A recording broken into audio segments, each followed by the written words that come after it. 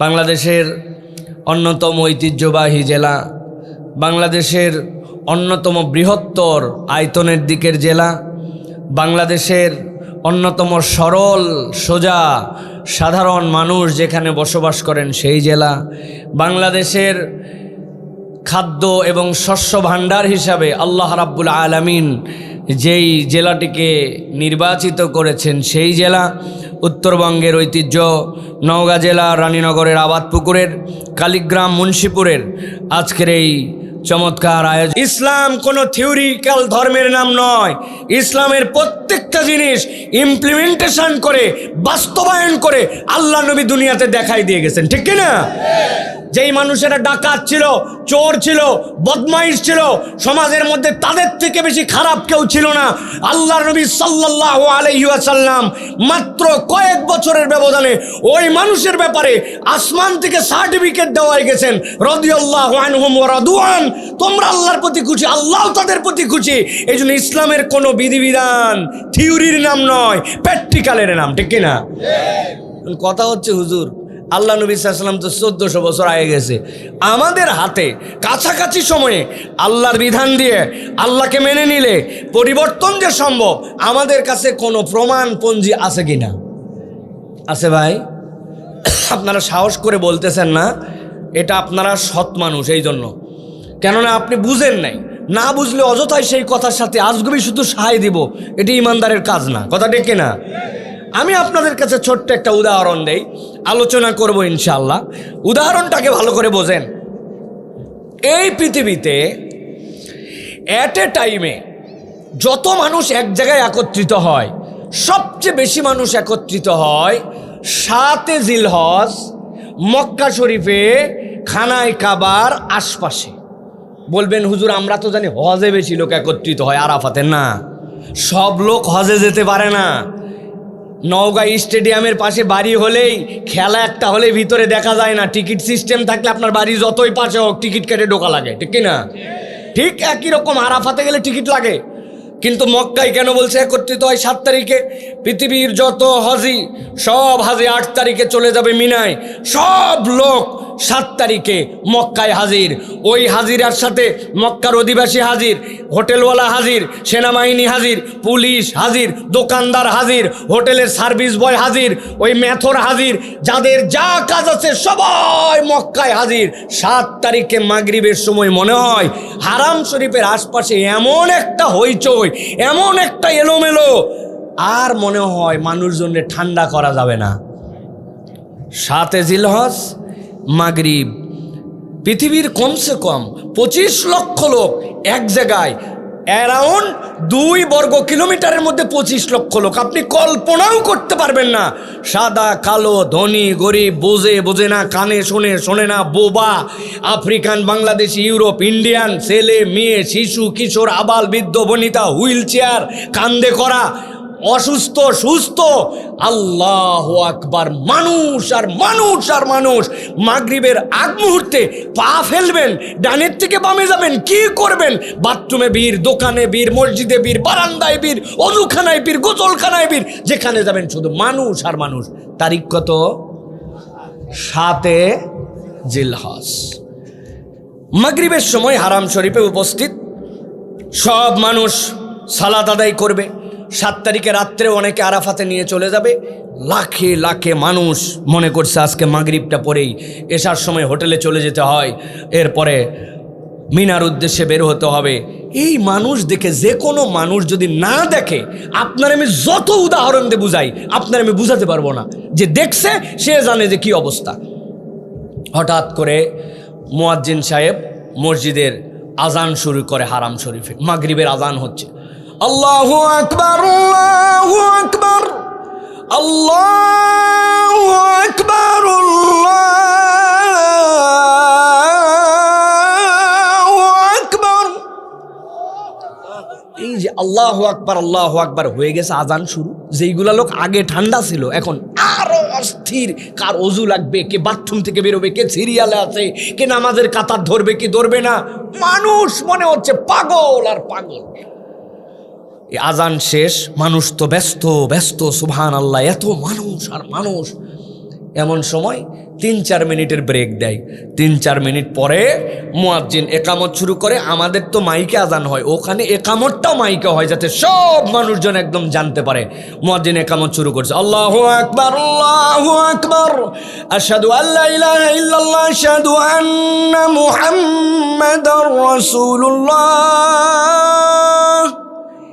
এই যে একামত চলতেছে, মানুষজন তো এখন যে কাতার পায় না, যে সিরিয়াল পায় না, এই কি আর মাথার মধ্যে আছে কিছু? কেমনে কোন জায়গায় ঢুকবে, কোন জায়গায় দৌড়াবে, পাগল।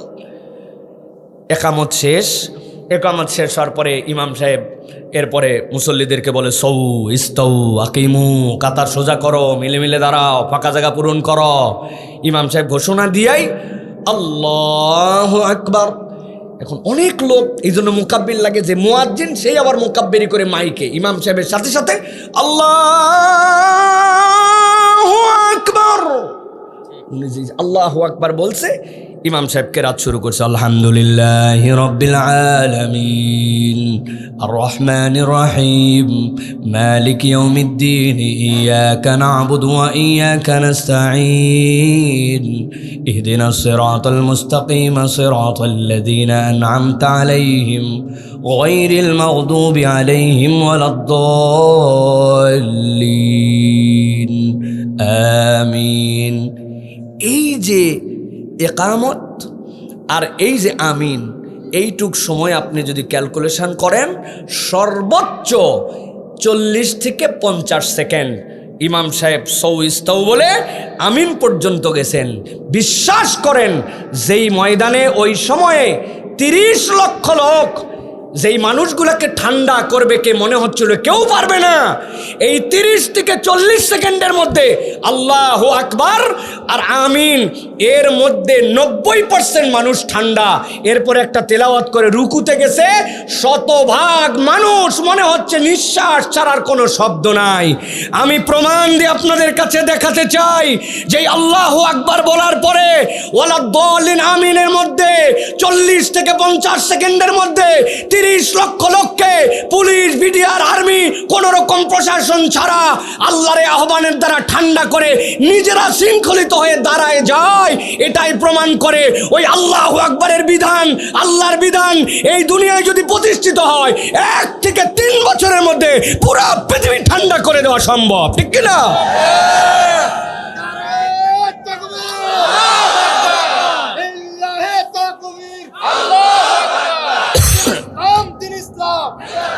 প্রিয় ভাইরা, এটা কেন বললাম? এই যে কোরআন শোনার জন্য আসছি। আল্লাহ রাব্বুল আলামিন নবীজিকে বলছেন, ও আমার হাবিব, আপনার বয়স যখন 17 থেকে 25, হেলফুল ফুজুল বানালেন।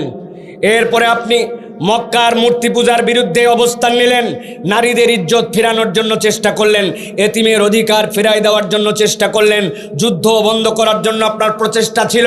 আপনি ওই যে ওয়াইদাল মাউউদাতু সুইলাত বিআইয়ি যামমিন কুতিলাত, ছোট্ট ছোট্ট বাচ্চাকে হত্যা করা হতো, তার বিপক্ষে আপনার ইনিশিয়েটিভ ছিল।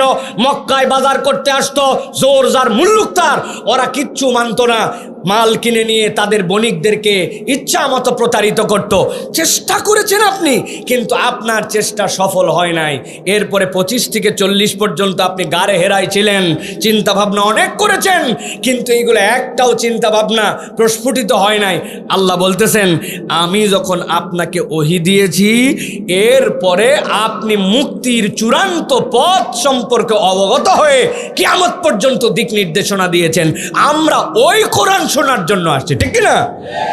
আল্লাহ রাব্বুল আলামিন বলছেন, নবী আপনি জানান, وَكَذَلِكَ أَوْحَيْنَا إِلَيْكَ رُوحًا مِّنْ أَمْرِنَا, আপনার কাছে আমি যেই কিতাবটা দিয়েছি ওইটা অবিশ্বস্ত কাউকে দিয়ে নয়। পৃথিবীর সবচেয়ে বিশ্বস্ত, আল্লাহর সৃষ্টিকুলের মধ্যে সবচেয়ে বিস্ময়কর বড় সৃষ্টি জিবরাইল আমিনের মাধ্যম দিয়ে আপনার কাছে ওই কিতাব পাঠাইছি। আল্লাহ নবী সাল্লাল্লাহু আলাইহি সাল্লামের কাছে কিতাব আসলো, আমরা সকলেই জানি ওহী আসলো, কিন্তু আল্লাহ বলতেছেন, নবী আপনার ব্যাপারে আমি আপনাকে জানায় রাখলাম, মা কুনতা তাদরি মাল কিতাবু ওয়ালাল ঈমান। আপনি অনেক চিন্তা করেছেন, 15 বছর জাবালে জাবালে রহমতের মধ্যে আপনি আপনি আপনি 15 বছর পর্যন্ত গারে হেরার মধ্যে জাবালের নূরের মধ্যে আপনি বসে বসে অপেক্ষা করেছেন আর চিন্তা করেছেন, কিন্তু আল্লাহ বলছেন আপনি কখনো হেদায়েত থেকে বঞ্চিত ছিলেন না, কখনো মূর্তি পূজারী ছিলেন না, আপনি দ্বীনে হানিফের উপরেই ছিলেন। কিন্তু আমি আল্লাহ বললাম মা কুনতা তাদরি মাল কিতাব ওয়ালাল ঈমান, ঈমান কাকে বলে, কিতাব কাকে বলে, এই বিষয়ে আপনার পরিষ্কার ধারণা ছিল না। আল্লাহ বলছেন আপনাকে আমি কিতাব দিলাম, তবে ইন্টারেস্টিং পয়েন্ট, আল্লাহ বলছেন কেবল কিতাব দিলাম না, আমি আল্লাহ তার নাম ভিন্নভাবে আপনার কাছে বললাম ওয়ালাকিন জাআলনাহু নূরা, আমি আল্লাহ আপনাকে নূর দিলাম, আমি আল্লাহ আপনাকে আলো দিলাম। কতদিন পর্যন্ত, কাদের জন্য এই আলো? আল্লাহ বলছেন যেই আলো দিলাম ওইটা হচ্ছে কোরআন, ওইটা কেবলমাত্র আপনার সময়ের জন্য নয়, বরং আমি আল্লাহ পছন্দ করে নিলাম ইন্নাদ-দীনা ইনদাল্লাহিল ইসলাম, এই কিতাব এই দিন কেবলমাত্র আল্লাহর কাছে একমাত্র বিবেচিত। আল্লাহ বলছেন ওই নূরটা কাদের জন্য কাজ করবে আপনাকে আমি সেটাও জানাই দিলাম। নাহাদি বিহি মান নাশাউ মিন ইবাদিনা ওয়া ইন্নাকা লাতাহদি ইলা সিরাতিম মুস্তাকিম। আপনার বান্দারা, আপনার বান্দার মধ্যে থেকে আল্লাহ বলতেছেন আমার বান্দার মধ্যে থেকে, আপনার উম্মতের মধ্যে থেকে আমি রব্বুল আলামিন যাকে ইচ্ছা তাকে হেদায়েত দিব, তবে শর্তটা আমি আল্লাহ আগেই বলে দিয়েছি। এই কিতাব যেটা আপনাকে দিলাম এটা নূর, তার একটা স্বীকৃতি লাগবে। সুবুলাস সালাম তার কাছে অনেকগুলাই থাকবে, কিন্তু আল্লাহ রব্বুল আমিনের কিতাবকে গ্রহণ করে নিবে যে, আল্লাহ বলছেন তাকে আমি কেবল হেদায়েত দিব না, এই হেদায়েতটা সিরাতে মুস্তাকিম, আর সিরাতে মুস্তাকিম ল্যান্ড করবে যে সরাসরি জান্নাতে। অতএব এই ট্রেনে যে উঠবে, এই কোরআনের ট্রেনে যে উঠবে, ইসলামের ট্রেনে যে উঠবে, আল্লাহ বলছেন সিরাতে মুস্তাকিমের রাস্তাটা তাকে জান্নাতে নামায় দিবে। সুবহানাল্লাহ। হুজুর আমরা তো দেখি মুসলমানরা মার খায়, ইমানদারেরা মার খায়, দুনিয়া ব্যাপারে যেখানেই দেখি সেখানে ইমানদারদের বিপর্যয়। আমাদের মধ্যে তো মনে হচ্ছে যেন ইসলাম আসছে, মুসলমান আসছে কেবলমাত্র পরাজিত আর মার খাওয়ার জন্য। আল্লাহ বলছেন না না নবী আপনি জানাই দেন, বাল নাকযিফু বিল হাক্কি আলাল বাতিল ফায়াদমাগু ফাইদা হুয়া যাহিক ওয়া লাকুমুল ওয়াইলু মিম্মা তাসিফুন।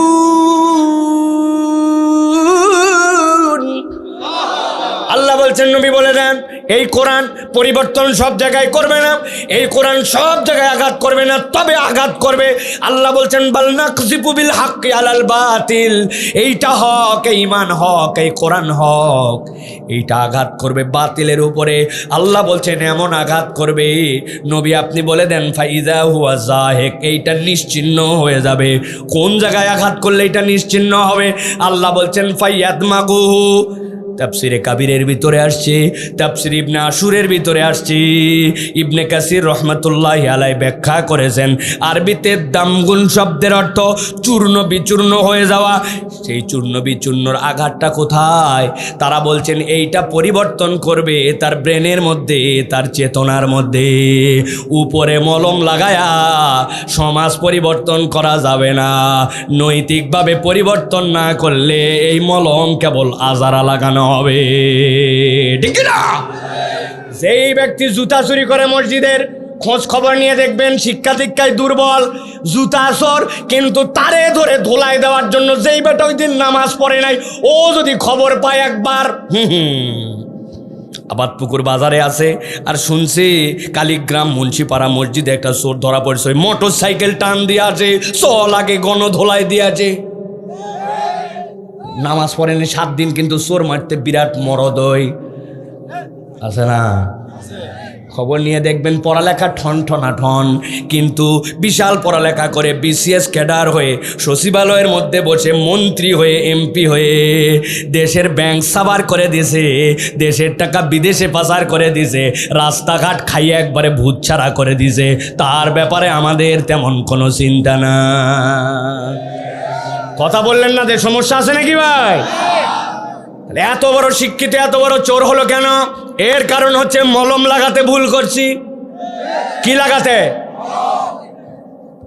আবাদপুরের এক লোক না, এই কথা বললে আবার নওগাঁ জেলা অপমান করা হবে। এটা ধরেন উদাহরণ, এক লোক আম গাছে আম পাড়তে যায়, ধাপাস করে পড়ছে উপর দিকে, পড়বি তো পর, এক উঁচা শিকড় ছিল, শিকড়ের উপর পড়ছে মাজা। কেসা লাগা লাগবে বুঝছেন তো আপনি?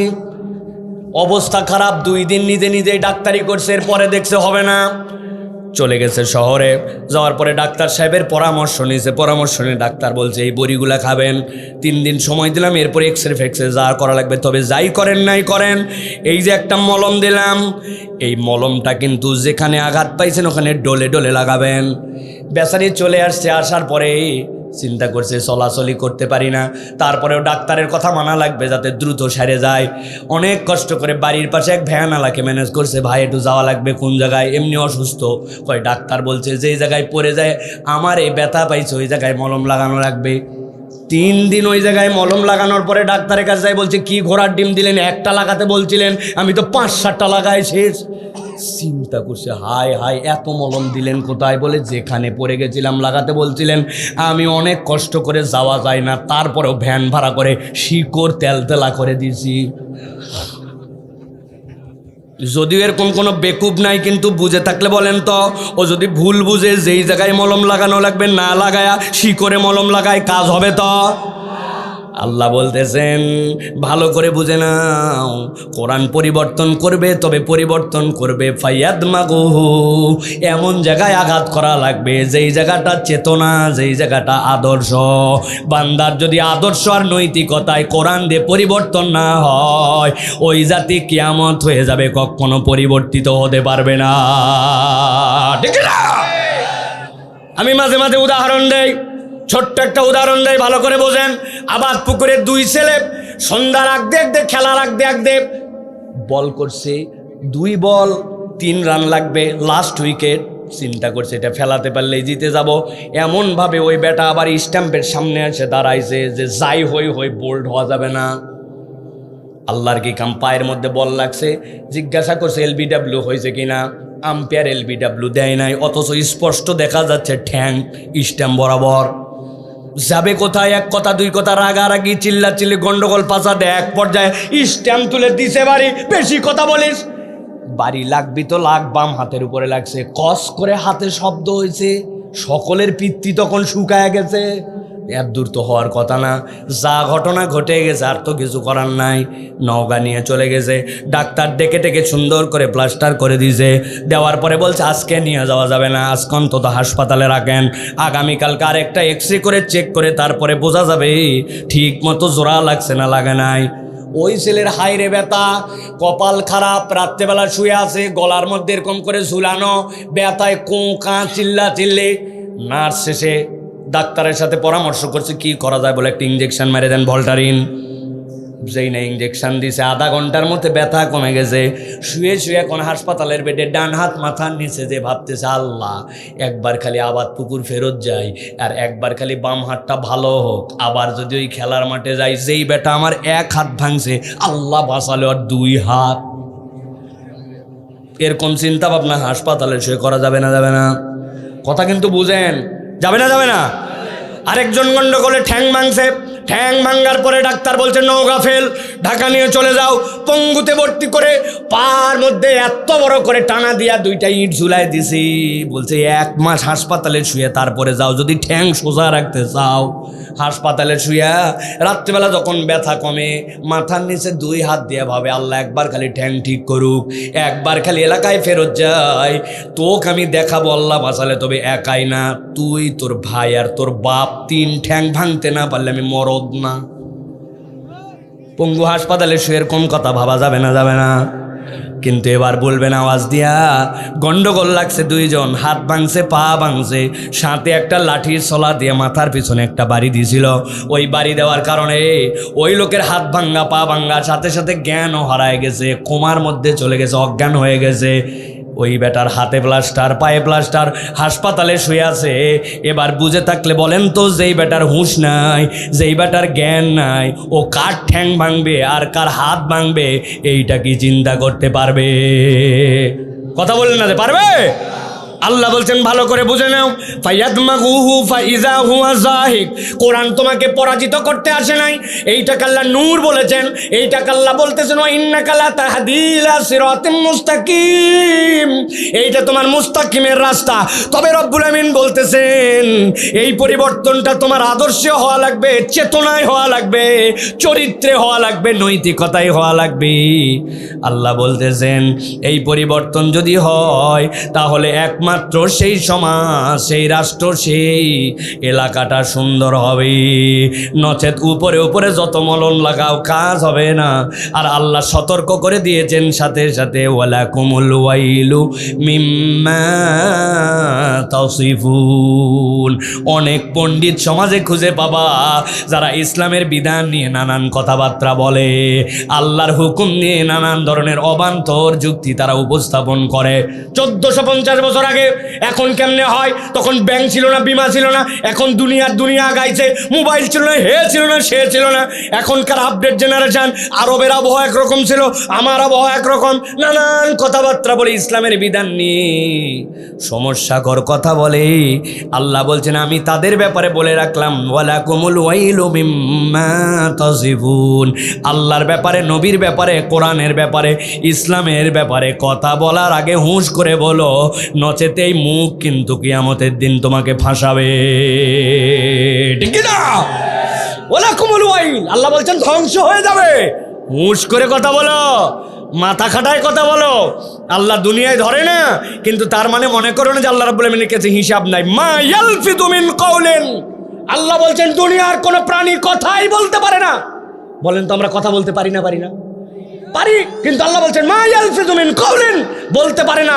ইস্তিসনা করছেন আল্লাহ ইল্লা দিয়ে, লাদাইহি রাকিবুন আতীদ, যেই কথা সূক্ষ্মাতি সূক্ষ্ম হিসাব আল্লাহ রাখতে পারেন ওইটুকুই তুই কেবল বলতে পারিস। তার মানে বুঝান আল্লাহর কাছে তোমার মুখ দিয়ে বক্তব্য যেটা বের হয় প্রত্যেকটার হিসাব দেওয়া লাগবে, ঠিক না? ভর ভরায় বলে যাচ্ছেন আপনি যা ইচ্ছা তাই, তাই না? মনে করছেন সামনে ভোট, সামনে অমুক, সামনে তমুক, ধরে কেড়ে মুখ দিছে আমারে, চালা মুখ, খবর আছে। অতএব বুঝে সুঝে আমাদেরকে চলতে হবে। এবার বলেন তাহলে আমরা যে কোরআন শোনার জন্য আসলাম, এটা কি আমাদের জন্য কল্যাণকর নাকি কল্যাণকর নয়? এটাকে আমার উপকার দিবে না?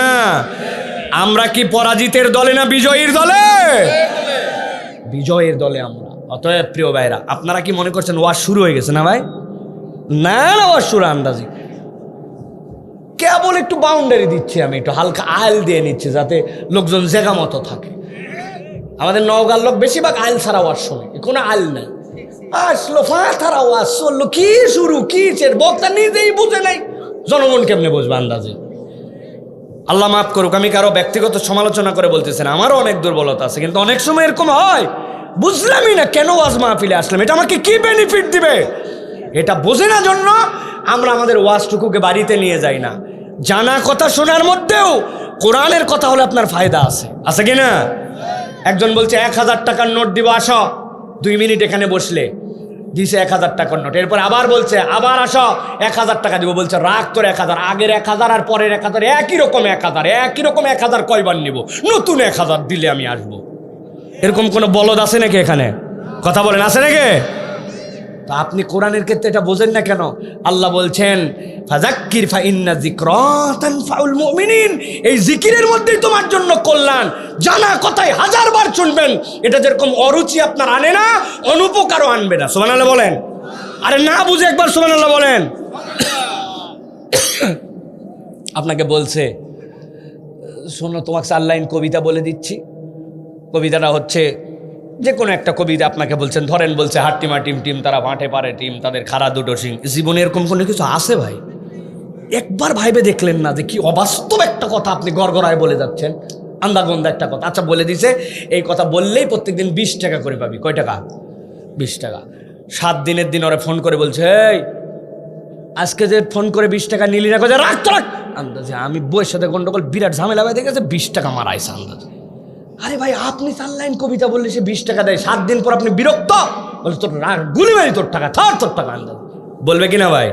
আচ্ছা 7 দিন না হোক, 1 মাস হলেও আপনার বিরক্ত লাগবে, 2 মাস হলেও একদিন মিস হবে, কিন্তু আপনি কোনোদিন ভাবলেন না আপনার আব্বা কোরআন শরীফ পড়ার আগে আপনারে পাশে নিয়ে আপনার হুজুর, আপনার মক্তবের উস্তাদ আপনারে কোরআন শরীফে আলিফবা চেনার আগে আপনারে বসে বলছে, বাবা আউযুবিল্লাহি মিনাশ শাইতানির রাজিম, বিসমিল্লাহির রহমানির রহিম, আলহামদুলিল্লাহি রাব্বিল আলামিন।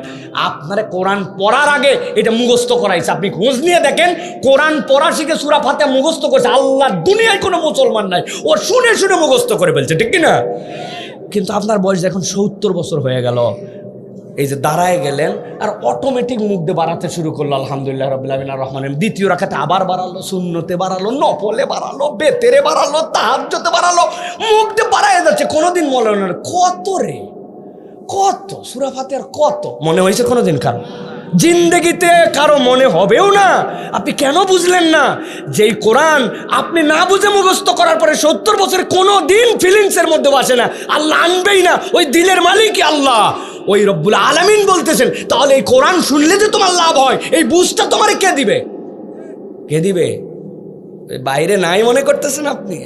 আলের মধ্যে যে বিড়ি খায়, অনেকগুলো বাইরে আড্ডা মারে, আসে না? নাই হুজুর এগুলো জানা আছে, সব ফাটালে। গোসলের ফরজ কয়টা রে? চিন্তা করছে বাবা, যে প্যান্ট, যে শার্ট, যে মোবাইল, এখন যদি না পারি শেষে বলছে 3টা।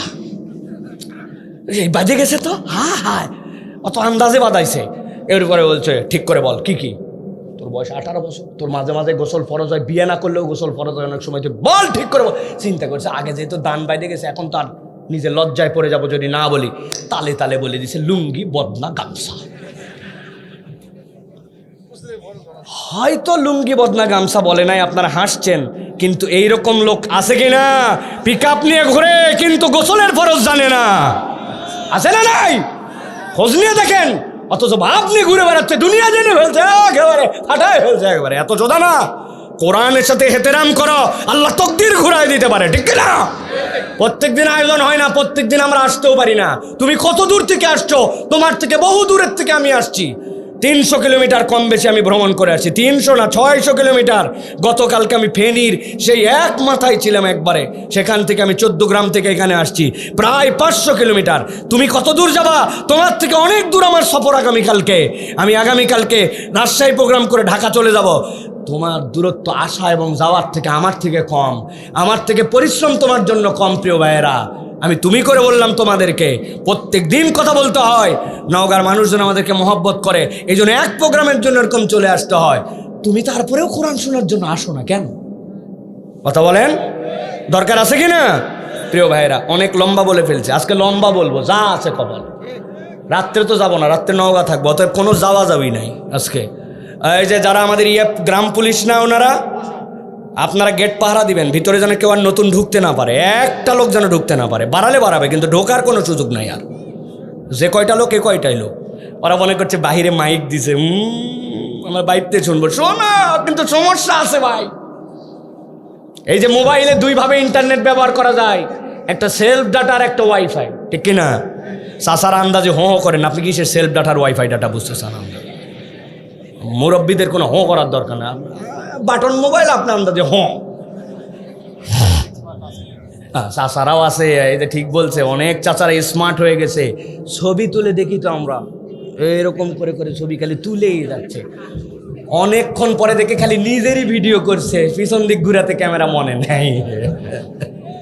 প্রিয় ভাইয়েরা, আমাদের মুরব্বীরা আমাদের নিয়ামত, যে আমাদের মধ্যে মুরব্বীদেরকে সম্মান করে না। নবী বলছেন সে আমার উম্মতি না, মুরব্বীকে সম্মান করতে হবে। তাহলে ইন্টারনেট ব্যবহার করে কয়ভাবে? 2 ভাবে। কথাটা ভালো করে মাথার মধ্যে ঢুকাই নেন। একটা ওয়াইফাই ডাটা আছে না ভাই? আপনার বাড়িতে রাউটার আছে, আপনার পাসওয়ার্ড জানা আছে, আপনার একটা স্মার্টফোন আছে, আপনার ইন্টারনেটের সংযোগ আছে, আপনি ওয়াইফাই ব্যবহার করতে পারেন, ঠিক না?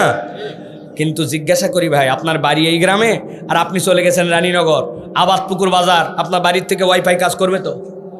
কথা বললেন না, করবে তো ভাই? কেন করবে না? ইন্টারনেটের লাইন নাই, স্মার্টফোন নাই, পাসওয়ার্ড জানেন না? হুজুর সব জানি, কিন্তু ফাঁকে চলে গেছে বেশি, ডিস্টেন্স বেড়ে গেছে, ঠিক না? আপনি এইটা বোঝেন আর এইটা কেন বোঝেন না? ওয়াজ তো আপনি ইউটিউবেও শুনতে পারেন, ওয়াজ তো আপনি অ্যান্ড্রয়েড ফোনেও শুনতে পারেন, ওয়াজ তো আপনি দূর থেকেও শুনতে পারেন, কিন্তু এই প্যান্ডেলটা হচ্ছে আল্লাহর রহমতের ওয়াইফাই জোন। বান্দা যখন এর ভিতরে ঢোকে তখন আল্লাহর ফেরেশতারা ওই বান্দার হয়ে আল্লাহর কাছে ক্ষমা প্রার্থনা করে। ওটা চায়ের দোকানে বসে দূরে মাইকে ওয়াজ শুনে ওই ফায়দা পাওয়া যায় না, ঠিক কিনা? তকদিরওয়ালারা ভিতরে আসতে পারে। আপনারা আবার মনে করেন না যে সাইফুল্লাহ ভাই লোক বাড়ানোর জন্য বলছে, আর তো জায়গাই নেই, আপনার কোন জায়গায় তা আন্দাজে লোক বাড়াবো আমি? কিন্তু আর যেন কেউ ঢুকতে না পারে, এটা খেয়াল রাখবেন প্রিয় ভাইয়েরা। আজকে এ কয়জনে আমরা ওয়াজ শুনবো ইনশাল্লাহ? রাজি আছেন তো ইনশাআল্লাহ? রাজি আছেন ইনশাআল্লাহ? কারা কারা রাজি আছেন দেখি দুই হাত উঁচু করেন। আছেন ইনশাআল্লাহ? হাতগুলা নামান, আর একবার হাত নামা, এই যে চাদর মাদরের হাত বাইর করেন আর মুখের বান্ধন খোলেন, আর টান টান করে দুইটা তুলবেন। পারবেন না ইনশাআল্লাহ? দেখে এবার হাত দুটা সোজা করেন, শক্ত করে সোজা করেন, দুই হাত সোজা করেন, সোজা সোজা। এই যে এরকম করে ধাক্কা দেন, ধাক্কা দেন, দিছেন, সোজা করেন, এরকম সোজা সোজা। এবার একটু নড়াচড়া দেন, জোরে জোরে জোরে জোরে। হ্যাঁ, ডানে বামে চাচারা একটু কি নড়া রে ভাই, এরকম করে নড়া। হাত সোজা করেন। পেছনে যারা, কি সমস্যা তোমার? এই কে কালো গেঞ্জির মধ্যে সাদা স্টাইপ, হাত তোলো না কেন? মুরব্বীরা না পারলে না তুলবে, তোমার কি সমস্যা? হাত সোজা করো। বাচ্চা পোলাপান, হাত সোজা করছো সবাই? হাত নড়াচড়া দেন, জোরে জোরে দিচ্ছেন। হ্যাঁ, এবার হাতটা এরকম সোজা করেন, সোজা সোজা করেন। এবার গলাটা একটু পরিষ্কার দেন। ওরে ভাই, সামনের লোক খালি দেয়, আপনারা বসেন, বসেন, পেছনে পেছনে বসেন। বাবা আপনি বসেন, আপনি পড়ে যাবেন, আপনি বসেন, আরাম করে বসেন। হাত সোজা করছেন সবাই? গলা পরিষ্কার হয়েছে? এবার বুক বরাবর হাত না নেই বরাবর। এবার আকাশ বাতাস মুখরিত করে একটা তাকবীর দিতে চাই। পারবেন ইনশাআল্লাহ? বুঝে বলেন, পারবেন ইনশাআল্লাহ? এই ঈসা তাকবীর বাপ দাদার জন্মে কোনোদিন দেই নাই, কালীগ্রামের মাহফিলের ইতিহাসে দেই নাই। এরকম একটা তাকবীর দিতে হবে। রেডি আছেন সবাই? রেডি আছেন ইনশাআল্লাহ? ফাঁকিবাজি ইনশাআল্লাহ জানি না হয়। বুক বরাবর হাত নেন, আমি বলবো লিল্লাহে তাকবীর, হাত দুটো আসমানের দিকে ছুড়ে দিয়ে বলতে হবে আল্লাহু আকবার। রেডি সবাই? রেডি? এই যুবকেরা রেডি? যুবকেরা আসো, আসো যুবকেরা আসো। তরুণেরা আছে? কিশোরেরা আছে? মুরব্বীরা আছে নাকি? মুরব্বী আছেন বাবারা? দেখি এবার এটা তাকবীর দেন। আমি বলবো লিল্লাহে তাকবীর, হাত আসমানের দিকে ছুড়ে দিয়ে আল্লাহু আকবার। দাঁড়ায় যারা আছেন, আপনারা আছেন ভাই? আছেন আপনারা আমাদের সাথে? পরীক্ষা করতেছেন, শুট করে কেটে পড়বেন, তাই না? সবগুলার চেহারা চোখ দিয়ে ভিডিও করে নিয়েছে, গেলে যাইয়ে দেখেন, আপনি খবর আছে আপনার। রেডি সবাই? দেখে এবার একটা তাকবীর দেন। লিল্লাহে তাকবীর, লিল্লাহে তাকবীর। আল কোরআনের আলো, আল হাদিসের আলো, তোমার নেতা আমার নেতা, তোমার নেতা আমার নেতা। আলেম ওলামা যেখানে, আল্লাহর আইন যেখানে, কোরআন সুন্নাহ যেখানে, গান বাজনা যেখানে, মদ গাঁজা যেখানে, অশ্লীলতা যেখানে, লিল্লাহি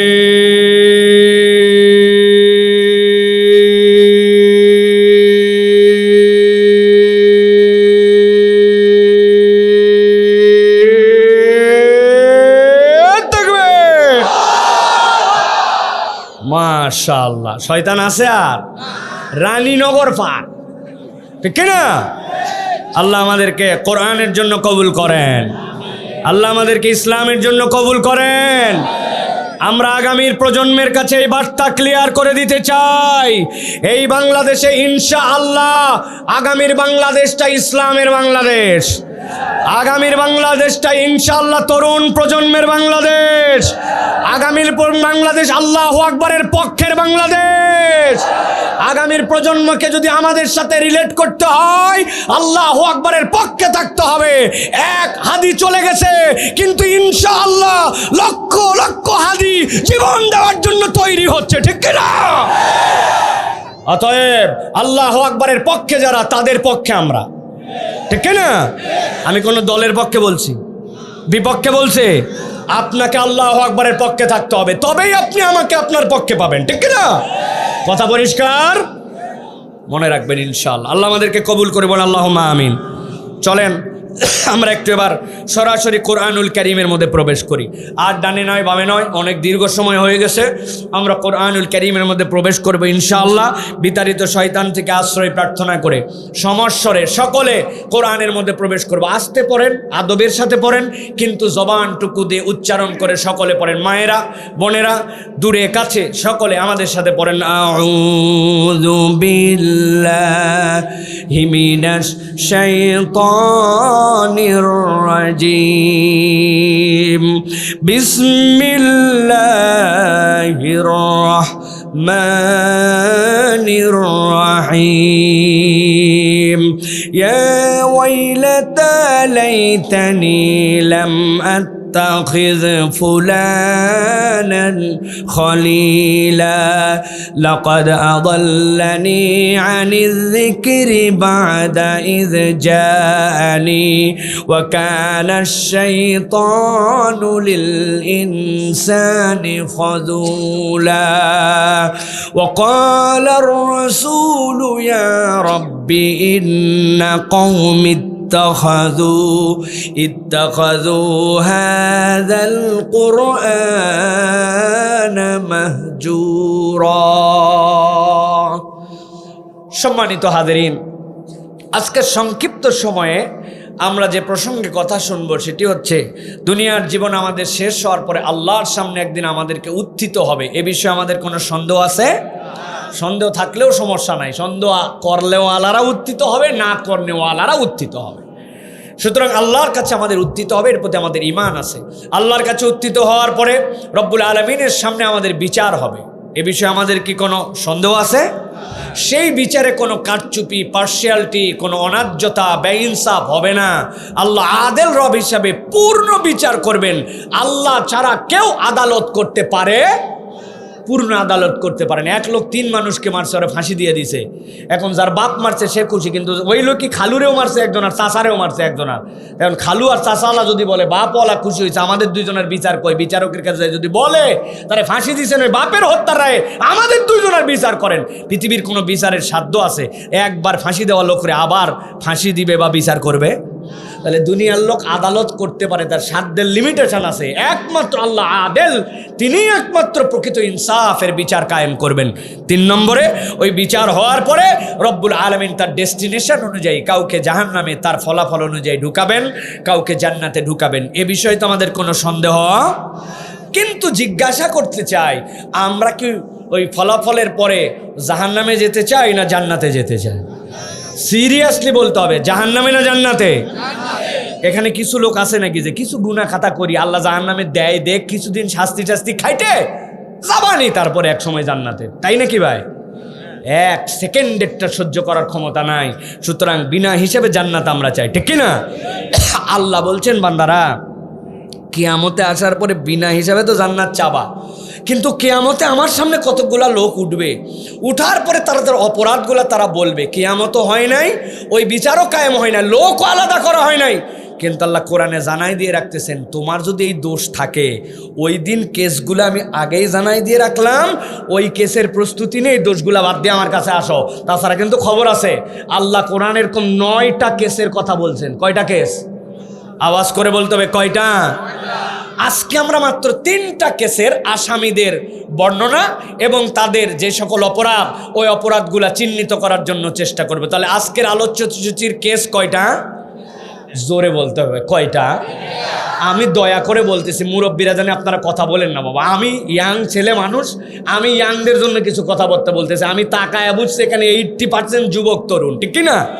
হুদা আপনি জোরে বলতে পারবেন না, আন্দাজে আপনি জোরে বলার চেষ্টা করেন। আমার ইয়াংরা, তরুণরা তাহলে বলো ভাই, আজকের আলোচ্য কেস কয়টা? একটু হাতটা এরকম করে নামাও, নামায় ডান হাতটা এরকম আস্তে করে তুলে দিয়ে আমি বলবো কয়টা, বলতে হবে 3টা। রেডি সবাই? হাতগুলা পকেটেতে বেরোইছে আপনাদের? এবার একসাথে বলেন, তাহলে কেস আলোচনা হবে কয়টা? এই গ্রাম পুলিশ ভাই আপনি আমার সাথে নাই, আপনি পকেটের মধ্যে হাত খেল আপনার, একসাথে হাত তোলেন। তাহলে আলোচ্য বিষয় কয়টা? কয়টা? মাশাআল্লাহ, আল্লাহ কবুল করবেন, আল্লাহুম্মা। ছোট্ট সময় আমরা আলোচনা শুনবো, আমল করার নিয়ত করব, বাড়িতে যাব, চিৎকার করে সকলে বলেন আল্লাহুম্মা আমিন। আল্লাহ রাব্বুল আলামিন বলছেন, ও আমার হাবিব, কিয়ামতের ময়দান যখন কায়েম হয়ে যাবে, আল্লাহ রাব্বুল আমিন প্রথম যাকে মাথাটা উত্থিত করার জন্য আদেশ দিবেন, আল্লাহ রাব্বুল আমিন আহ্বান করে ডাক দিবেন, তিনি হচ্ছেন আপনার আমার প্রিয় রাসূল জনাবে মুহাম্মদুর রাসূলুল্লাহ। সবাই সবার কাছে ঘুরে ঘুরে বেকারার হয়ে যাবে। শত শতবার আপনি ওয়াজ শুনেছেন। আমার নবী তখন সিজদায় পড়ে যাবেন। আমার নবীকে আল্লাহ রাব্বুল আমিন বলবেন, ইরফা রাসাক, ও আমার হাবিব আপনি মাথা উত্থিত করেন। এরপরে আল্লাহ রাব্বুল আমিন নবীকে শাফাত করার সুযোগ দিবেন। এই শাফাতে কাফের, মুশরিক, বদ্দিন, মুনাফেক, মুশরিক, দুনিয়ার আল্লাহদ্রোহী সবাই প্রথমে বেনিফিটেড হবে। কেননা বিচারই শুরু হচ্ছিল না। আল্লাহ নবীর কথা বলার পরে আল্লাহ রাব্বুল আমিন বিচার শুরু করার জন্য আদেশ করবেন। এই বিচার শুরুর দ্বারা যে সুপারিশ করা, এই সুপারিশের মধ্যে সবাই অন্তর্ভুক্ত হবে। আল্লাহ রাব্বুল আমিন এরপরে নবীজিকে বলবেন, আপনার জন্য মাকামে মাহমুদের ব্যবস্থা করা হয়েছে, আপনি মাকামে মাহমুদে উঠে বসেন। মাকামে মাহমুদের দীর্ঘ বর্ণনা আছে, কেবল একটা বিষয় শুধু জেনে রাখেন, আল্লাহ নবী এমন একটা আসনে বসবেন, পুরা হাসরের ময়দান, আল্লাহ নবী ওই জায়গা থেকে সব কিছু তার সামনে দৃশ্যমান হয়ে যাবে। আল্লাহ রাব্বুল আমিন সব দেখবেন। আর মাকামে মাহমুদে বসানোর দ্বারা আমার হাবিবও পুরা হাসরের ময়দান দেখতে পাবে। আল্লাহ বলছেন হাসরের ময়দানে আমার হাবিব যখন বসবেন, ও আমার হাবিব আপনি জানেন নাকি আপনি একটা দৃশ্য দেখবেন। কি দৃশ্য? আল্লাহ কোরআনে বলছেন, ওয়ালাউ তারা ইযিল মুজরিমুনা নাকিসু রুউসিহিম ইনদা রাব্বিহিম। দুনিয়ায় একদল অনেক পণ্ডিতি করত, বাহাদুরি করে চলতো, তাদের দাপটে ইসলামপন্থীরা মাথা নিচু করে অনেক সময় চলতে হতো। কি না কি তার ভাব, কি না কি তার ঠাঁট। আল্লাহ বলতেছেন নবী আপনি দেখবেন একদল লোক যারা মুজরিম হিসাবে অন্তর্ভুক্ত হয়ে যাবে, মাথা আর উঁচু হবে না, সবগুলার মাথা নিচু হয়ে যাবে। আল্লাহ বলছেন ওই মানুষগুলা হচ্ছে মুজরিম। আল্লাহ রাব্বুল আমিন মুজরিমদেরকে কেন আলাদা করবেন আল্লাহ কোরআনে সেটাও বলেছেন। ঠান্ডা মাথায় বোঝেন। আল্লাহ ডাক দিবেন, ডাক দিয়ে বলবেন, ফেরেশতারা আমার পক্ষ থেকে বার্তাটা পৌঁছাই দাও, সালামুন কওলাম মির রাব্বির রাহিম। আল্লাহ ডাক দিয়ে বলবেন, রাহিম রবের পক্ষ থেকে সালাম দিয়ে দাও। এরপরে ধরো, একে একে ধরো, ছাঁকতে শুরু করো, চালনির মধ্যে ঢুকায় ফেলো। ওয়ামতাজুল ইয়াওমা আইয়ুহাল মুজরিমুন। দুনিয়াতে আল্লাহ মানে নাই, আল্লাহকে অস্বীকার করেছে, দাপট মারাই চলছে, নামাজ পড়ছে, নামাজ পড়ে নাই। যেগুলো একসাথেই ছিল, আমি আল্লাহ সূর্যের আলো দিতে কম করি নাই, অক্সিজেন দিতে কম করি নাই। ধান দুইজনই লাগাইছিল, বেনামাজিরও বিঘা প্রতি 20-22 মন, নামাজিরও 20-22 মন। বেনামাজির আগটাও হয়েছে মিষ্টি, নামাজির আগও মিষ্টি। আল্লাহ মৌলিক নিয়ামতে আলাদা করেন নাই। কিন্তু আজকে তো আর ডালে সালে মিলাই খিচুড়ি রাখা হবে না, মুসলিমদেরকে আলাদা করে দাও। যেই না মুসলিমদেরকে আলাদা করে দেওয়া হবে, আল্লাহ রাব্বুল আমিন বলছেন ও আমার হাবিব আপনি ওই দিন একটা দৃশ্য দেখতে পাবেন, 1 নম্বর কেসের আসামিদেরকে দেখতে পাবেন।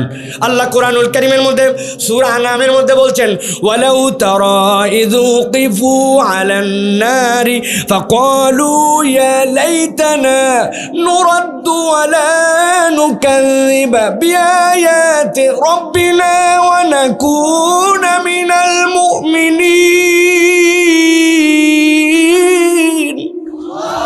আল্লাহ বলতেছেন আপনি দেখতে পাবেন ও আমার হাবিব ইযুকিফু আলান নার, একদল লোক জাহান্নামের সামনে এসে দাঁড়ায় গেছে। তবে এমনি এমনি দাঁড়ায় নাই, স্বেচ্ছায় দাঁড়ায় নাই। ওয়াসিকাল্লাযীনা কাফারু ইলা জাহান্নামা যুমারা।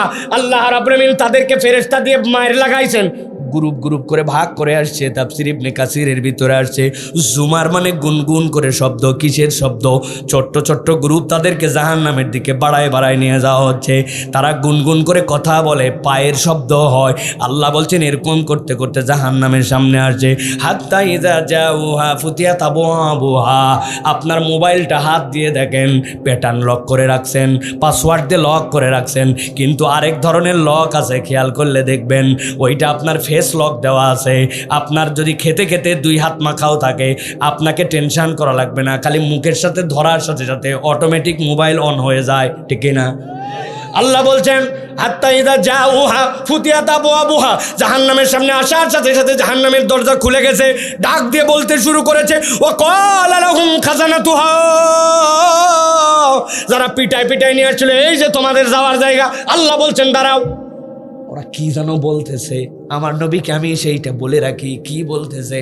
আল্লাহ বলছেন নবী আপনি দেখবেন সবগুলো একসাথে বলতে শুরু করেছে, ফাকলু, সবাই মিলে জাহান্নামের সামনে বলতেছে, ইয়া লাইতানা, আমাদের আজকে বড় আফসোস। কেন আফসোস? নুরাদ্দু, যদি একবার আমরা দুনিয়ায় ফেরত যেতে পারতাম। তোমরা তো দুনিয়ার থেকে আসছো, আবার কেন তোমরা দুনিয়ায় যেতে যাও? সাথে সাথে তারা বলবে বিনা কারণে তো দুনিয়ায় যেতে চাই না, আজকে জাহান্নামের সামনে এসে বুঝে ফেলছি কেন দুনিয়ায় যাওয়া আমাদের দরকার। চিৎকার করে তারা বলতে শুরু করবে, ওয়ালা নুকাযযিবা বিআয়াতি রাব্বিনা, এবার যদি দুনিয়ায় যাই একটা অপরাধ করে আসছিলাম সেইটা এবার সামলায় নিব। কি অপরাধ করছিলে? আল্লাহর আয়াত আমরা অস্বীকার করেছিলাম, এবার যদি দুনিয়ায় ফেরত যাই আর আল্লাহর আয়াত অস্বীকার করব না। আর কি অপরাধ? ওয়া নাকুনা মিনাল মুমিনিন, আমাদের ইমানের মধ্যে কিছু কিছু কমতি ছিল, এবার যদি যাই পাক্কা পাক্কা ইমানদার হয়ে আসবো। নওগাঁর মুসলমান বুঝে থাকলে উত্তর দেন। যারা এইরকম করে কাকুতি মিনতি করে আফসোস করে ফরিয়াদ দিবে, হাসরের ময়দান থেকে তাদেরকে আবার দুনিয়ায় পাঠায় দেওয়া হবে। বুঝেন নাই না? পাঠায় দেওয়া হবে। তাহলে দুনিয়ায় আর আসার কোনো সুযোগ নাই। কেন দুনিয়ায় যেতে চাও? অপরাধ প্রথমত দুইটা, আল্লাহর আয়াত আমরা স্বীকার করি নাই। এখানে যারা আছেন জিজ্ঞাসা যদি করি, আমরা কি কেউ আল্লাহর আয়াত স্বীকার করি? করি বলছি তো না, কিন্তু একটু হিসাব যদি মিলাতে চাই, ওই দলের মধ্যে আমি আছি কি নাই একটু হিসাব মিলাই দেখা লাগবে, ঠিক না? নামাজ পড়া লাগবে, রোজা ইমান আছে, রাখি না রাখি এটা তো আমার ইমান আছে, হজ একবার গেলে ভালো, জাকাত যদি ফরজ হয় দেওয়াই তো লাগবে। যেই মুসলমান এইগুলা সব স্বীকার করে, ওই মুসলমানের কাছে যে যদি বলেন নামাজ রোজা হজ জাকাত একমাত্র আল্লাহর পক্ষ থেকে তো বিধান নয়, আল্লাহর আরও কিছু বিধান আছে, আল্লাহর দেওয়া প্যানাল কোড আছে, কোন শাস্তির জন্য, অপরাধের জন্য কোন শাস্তি হবে, আল্লাহর দেওয়া অর্থনীতি আছে, আল্লাহর দেওয়া সমাজনীতি আছে, আল্লাহর দেওয়া বিয়ে নীতি আছে, আল্লাহর দেওয়া রাষ্ট্রনীতি আছে। আমরা আপনার কাছে বলতে চাই, এই দেশের টাকা বিদেশে যারা পাচার করছে, যারা এই দেশের ব্যাংকগুলোকে হাওয়া করছে, যারা এই দেশের রাস্তাঘাট খেয়ে ফেলছে, চোর হিসেবে যদি প্রমাণিত হয়, আল্লাহর দেওয়া বিধান অনুযায়ী চোরের শাস্তি দেওয়া হোক। ডাকাত হিসেবে প্রমাণিত হলে ডান হাত বাম পা কাটা যাবে। ওই মহিলাকে যদি অপমান করে তাহলে আল্লাহর দেওয়া শাস্তি অনুযায়ী তার শাস্তি হবে, নিচ থেকে উপর পর্যন্ত আল্লাহর দেওয়া শরীয়ত অনুযায়ী ফাইসালা হোক, আল্লাহর শরীয়ত অনুযায়ী বিচার ব্যবস্থা কায়েম হোক, আল্লাহর দিন আল্লাহর জমিনে বিজয়ী হোক। সাথে সাথে বলবে, এই লোক তো মনে করছিলাম দলীয় বক্তা না, এখন দেখি এটাও দলীয় বক্তা। আছে না? না, ভালো করে বোঝেন, এটা কোনো দলীয় কথা নয়। আল্লাহ বলছেন নবী আপনি দেখতে পাবেন ওই দিন যাওয়ার পরে এইরকম এক শ্রেণী হাজির হয়ে যাবে, যারা আসামির কাঠ গড়ায় দাঁড়াবে আর বলবে, আল্লাহ আমার মন পছন্দ করে যদ্দূর মানা লাগে তদ্দূর মানছিলাম, আর আল্লাহর কত আয়াত আমি মানি নাই। আল্লাহ এই জন্য কোরআনে আগেই বলে দিয়ে রেখেছেন, আফাতুমিনুনা বিবাদিল কিতাব ওয়া তাকফুরুনা বিবাদ, তুমি কি এই কিতাবের কিছু মানো আর কিছু মানো না, ওই দিন যাওয়ার পরে আসামি হয়ে যাওয়া লাগতে পারে। এরকম লোক আমাদের নওগাঁয় নাই, আছে? জুম্মার দিনে আজান হয়ে গেছে, আল্লাহ কোরআনে বলছেন, ইযা নুদিয়া লিস-সালাতি মিন ইয়াউমিল জুমআ ফাসআউ ইলা যিকরিল্লাহ ওয়া দারুল বাই, ব্যবসা বাদ দে, ধান কাটা বাদ দে, ধান লাগানো বাদ দে, গোয়াল পরিষ্কার করা বাদ দে, দোকান বন্ধ কর, সব শেষ কর, তাড়াতাড়ি আল্লাহর জিকিরের দিকে যা, নামাজের দিকে নয়। আল্লাহ বলছে নাকি জিকির আছে জুমার জন্য, তোর খুতবা আছে, আলোচনা আছে, দুখুলুল মসজিদ আছে, তাহিয়াতুল মসজিদ আছে, আল্লাহর জন্য স্মরণ আছে। আল্লাহ দায়িত্ব দিলেন, একটাও বাদ দেয় নাই, কিনা? যাই না তারপরেও ঠেলতে পেলতে 1:15টার সময় গেছে, কিন্তু সেই দিন আবার বেশি শীত, চিন্তা করছে মসজিদের ভিতর আজারা এত আগে ঢুকে কি লাভ, ফেসবুকের শেষ চেক দিচ্ছে, ঠেল ঠেল ঠেল ঠেল ঠেল ঠেল। কি হঠাৎ করে মসজিদ থেকে 1:15টার পরে মুয়াজ্জিন সাহেব কদ কামাতিস সালাহ কদ কামাত, এই রে বাবারে নামাজ তো মিস হয়ে গেল, পকেটের মধ্যে মোবাইল ঢুকায় শিশুর কাটে দৌড়, এক জুতা বাইরে আরেকটা মসজিদের সিঁড়ি অতিক্রম করে বারান্দায়। এরকম মুসলমান আছে না নাই? ভাই যারা ঘুমায় যান না একটু কথা বলেন, আছে না নাই? আমার জিজ্ঞাসা, তারপরেও তো নামাজ অন্তত পড়েছে, জুম্মায় অন্তত পক্ষে ফরজে হাজির হয়েছে, কিন্তু জিজ্ঞাসা যেই ব্যক্তি আল্লাহর এই আহ্বান শুনে জুমায় গেল, ওই ব্যক্তির জন্যই আসরের সময় মুয়াজ্জিন আজান দিয়েছিল হাইয়া আলাস সালাহ, মাগরিবে বলেছিল হাইয়া আলাল ফালাহ, ফজরে বলেছিল আসসালাতু খায়রুম মিনান নাওম। কোন আল্লাহর আয়াত স্বীকার করে আপনি জুমা পড়লেন, আর কোন রবের বিধান আর আয়াতকে অস্বীকার করে আপনি ওয়াক্তের নামাজ বাদ দিলেন? আল্লাহ বলছেন, নবী দেখতে পাবেন জাহান্নামের সামনে দাঁড়ায় বলবে, আল্লাহ দুনিয়ায় ফেরত যেতে চায়, আমার পূর্ণ ঈমান ছিল না, এবার আমাকে পূর্ণ ঈমান আনার সুযোগ দাও। বুঝে থাকলে বলেন, ওই দিন ওই ময়দান থেকে কি ফেরত আসার সুযোগ থাকবে নি ভাই? কেইসা পাগল হয়ে ঘুরতেছে আমরা অনেক পাগলের পাগলামি দেখে হাসাহাসি করি। আজকে সিরাজগঞ্জের থেকে আসার সময় এত বড় হাইওয়ে, এদিক থেকে ওদিক থেকে শাঁ করে গাড়ি যায়, মধ্যে দিয়ে যে আইল্যান্ড, ওই আইল্যান্ডের মধ্যে দেখলাম এক পাগল কানের মধ্যে হাত দিয়া হাঁটে হাঁটে যায়। বাপরে বাপ, খালি পড়লেই শেষ, কিন্তু সে খুব খুশি, হাসতেছে আর হাঁটতেছে। এরকম পাগল আছে না নাই? আমাকে যদি বলা হয় এরকম পাগলামি করবেন, কিন্তু একটুখানি একটা গল্প আপনাদের কাছে বলি, দেখেন তো এটার সাথে আমাদের কোনো চরিত্রের মিল আছে কিনা। কুমিল্লা একটা পাগলের গল্প আমি জানি, ওই পাগলের নাম হচ্ছে মুসনা পাগলা। কি পাগলা? পাগলের নামও অদ্ভুত, মুসনা, বাপরে নাম। মুসনা পাগলার অপরাধ আর দোষ কি? কোনো দোষ নাই। আর একটাই অভ্যাস, খালি বোতল কালেকশন করে। বোতল তো অনেক পাগলই কালেকশন করে, কিন্তু সে একটু ব্যতিক্রম। একজন লোক বোতল নিছে, বোতল নিয়ে পানি খাচ্ছে, মুখের দিকে তাকায় আছে। মানুষের মায়া হয়েছে যে ঠিক আছে মনে হয় পানি খাবে, বলছে পানি খাবি, বলছে না, তাড়াতাড়ি পানি খাওয়া শেষ করে বোতল দে। ওরে জ্বালা!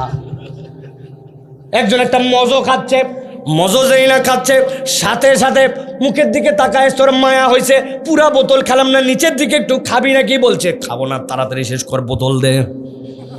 মানুষের জ্বালার কোনো শেষ নাই, ওর সামনে কিছু খাওয়া যায় না, খালি বোতল আর বোতল। লোকজন অনেক দিন ধরে বলছে, মুসনা বোতল তো অনেক জোগাড় করছিস কুমিল্লায়, কিন্তু কুমিল্লায় আর কয় বোতল রে? বোতলের শহর হচ্ছে ঢাকা, যেখানে হাজার হাজার বোতল। তুই ঢাকা চলে যা, ওখানে বোতল তোকে এরকম টোকানো লাগবে না, বোতলে বোতল। যায় না, লোকজনরে জ্বালায়, যে দেখা হয় সেই বলে তুই ঢাকা চলে যা, বোতলের শহর হচ্ছে ঢাকা। অনেক পাম্পট্টি দেওয়ার পরে একদিন রাজি হয়েছে, আমি আর কুমিল্লায় থাকবো না, ঢাকায় চলে যাব। লোকজন বলছে আলহামদুলিল্লাহ, অবশেষে বাঁচা গেল।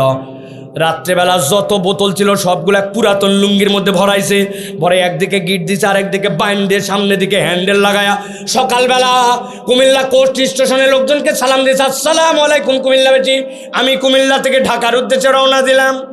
দোয়ারে খো সবাই। লোকজন বলছে আল্লাহ বাঁচাইছে ভাই, যা, আরো 2টা বোতল ধরায় দিছে, এই 2 বোতল খাইতে খাইতে যা। কুমিল্লার থেকে হাঁটা কিসে হাঁটা, পাগলের হাঁটা, কোনো ডান নাই বাম নাই। কুমিল্লা ঢাকা হাইওয়ে হাঁটতে হাঁটতে হাঁটতে হাঁটতে হাঁটতে দাউদকান্দি ব্রিজের আগে আসছে। দাউদকান্দি ব্রিজের আগে আসার পরে উপর দিকে তাকায় দেখে বাপরে বাপ, সূর্য হাইলে গেছে, পেটের মধ্যে চো খিদা লেগে গেছে। এখন যেই না সূর্য হাইলে গেছে, এক লোককে জিজ্ঞাসা করছে বেলা কদ্দূর? বলছে বেলা কদ্দূর মানে অর্ধেক বেলা পার হয়ে গেছে, জোহর পার হয়ে গেছে। বলছে ঢাকা কদ্দূর? বলছে ঢাকা কদ্দূর মানে? কই আমি ঢাকার উদ্দেশ্যে বার হয়েছি। বলতেছে ও অর্ধেক পাওনি এখনো। ওর তো টেনশানে পড়ে গেছে যে আজকের বেলা অর্ধেক চলে গেছে, ঢাকা অর্ধেক পাই নাই। বলছে দিনে দিনে কি ঢাকা পাবে? বলছে দিনে দিনে, রাতে রাতেও পাবি না তুই। চিন্তা করছে না তাহলে নতুন শহর, এখানে তো সন্ধ্যার পরে গেলে আমার কাজ নাই, আমাকে তো দিনে দিনে পৌঁছাতে হবে। পাগল হলেও কিন্তু একটু মাথায় বুদ্ধি আক্কেল খাটাইছে, খাটায় টাটায় কান্দের থেকে ব্যাগ নামাইছে, নামায় দাউদকান্দি ব্রিজের গোড়ায় ওইটা দিয়ে আচ্ছা মতো দাগ দিছে। লোকজন তাকায় দেখছে কি দাগ দেয়, বলছে যা করা লাগবে মরদ করতেছে, ডিস্টার্ব করবি না। আচ্ছা মতো দাগ দিয়া আবার বোতল টোতল ওই লাঠির মধ্যে ঢুকাইছে, কান্দের মধ্যে নিয়ে উল্টা হাঁটা, এ হাঁটা কি সে হাঁটা, এসার দিক দিয়ে এসে আবার কুমিল্লা হাজির। লোকজন বলছে কিরে মুসনা, গাল বসে গেছে, মুখ শুকায় গেছে, পাগলের মতো চেহারা, কিন্তু তার থেকেও বেশি উদ্ভ্রান্ত তোকে লাগতেছে। তোর না ঢাকা চলে যাওয়ার কথা, আবার কেন আসলি? বলতেছে ডিস্টার্ব করিস না, শরীর অবস্থা খারাপ, তবে আজকের জন্য ঢাকাতে যাওয়ার জন্য যা করা লাগবে মরদ করেই আসছে। বলছে তুই কি করে আসছিস? বলছে অর্ধেক রাস্তা যাওয়ার পরে জিজ্ঞাসা করলাম বেলা কদ্দূর, বলে হাইলে গেছে, দিনে দিনে পৌঁছাতে পারবো। কই পারবি না। চিন্তা করলাম নতুন শহর, বিকালবেলা হয়ে যদি রাত হয়ে যায় কোথায় যেয়ে থাকবো। এই জন্য যদ্দূর পর্যন্ত হাঁটছিলাম ওই পর্যন্ত দাগ দিয়া মরদ কুমিল্লায় আসে। আল্লাহ মাসালে কালকে সকালে সকালে ফুল এনার্জি নিয়ে যেখানে দাগ ওখান থেকে আবার হাঁটা দিয়ে ঢাকা যাব। বুঝে থাকলে বলেন নওগাঁর মুসলমান, এই তরিকায় কোনো পাগল যদি পাগলামি করে দাগ দিয়ে আবার কুমিল্লায় ফেরত আসে, আর পরের দিন ওই দাগের থেকে যদি ঢাকায় যাবে, এইটা বলে এই পাগল কি কোনো দিন ঢাকার মুখ দেখবে? কথা বললেন না যে দেখবে? আপনারা বলতেছেন বেকুবের বেকুব, পাগলের পাগল, বিকালবেলা চলে আসে আবার ওইখান থেকে নাকি ঢাকা যাবে। কিয়ামত হলেও তো তুই হায়াত পালে ঢাকা দেখবি না, ঠিক না? যারা ঠিক বললেন একটু দিল দিয়ে নিজেকে এবার বিচার করে দেখেন, আসলে কি মুসনা পাগল নাকি আমরা পাগল? আপনি জুমার নামাজ পড়ে জান্নাতের দিকে কয় ধাপ আগালেন? আপনি জান্নাতের কাজ কদ্দূর আগালেন? আর আপনি ওয়াক্তের নামাজ বাদ দিয়া আপনি জাহান্নামের দিকে কদ্দূর আগালেন? আপনি নিসফুম মিনাশ শাবানের ওই দিনের রোজা রাখে আপনি লাইলাতুল কদরের রাত উদযাপন করে আপনি জান্নাতের দিকে কদ্দূর আগালেন? আর এর আগে পরের নামাজ বাদ দিয়ে আপনি জাহান্নামের দিকে কদ্দূর আগালেন? আপনি আমি যদি হিসাব করে দেখি, আসলে মুসনা তো সত্যি সত্যি ব্রেন শটের পাগলা, কিন্তু আপনি আমি নামদারি সুস্থ, কিন্তু আপনি আমি মুসনার থেকে বড় পাগল, ঠিক না? আমার আল্লাহ রাব্বুল বলছেন আমার হাবিব, তারা বলতে শুরু করবে, কি বলবে? রব্বানা আবসারনা ওয়া সামি'না ফারজি'না না'মাল সালিহান ইন্না মুকিনুন।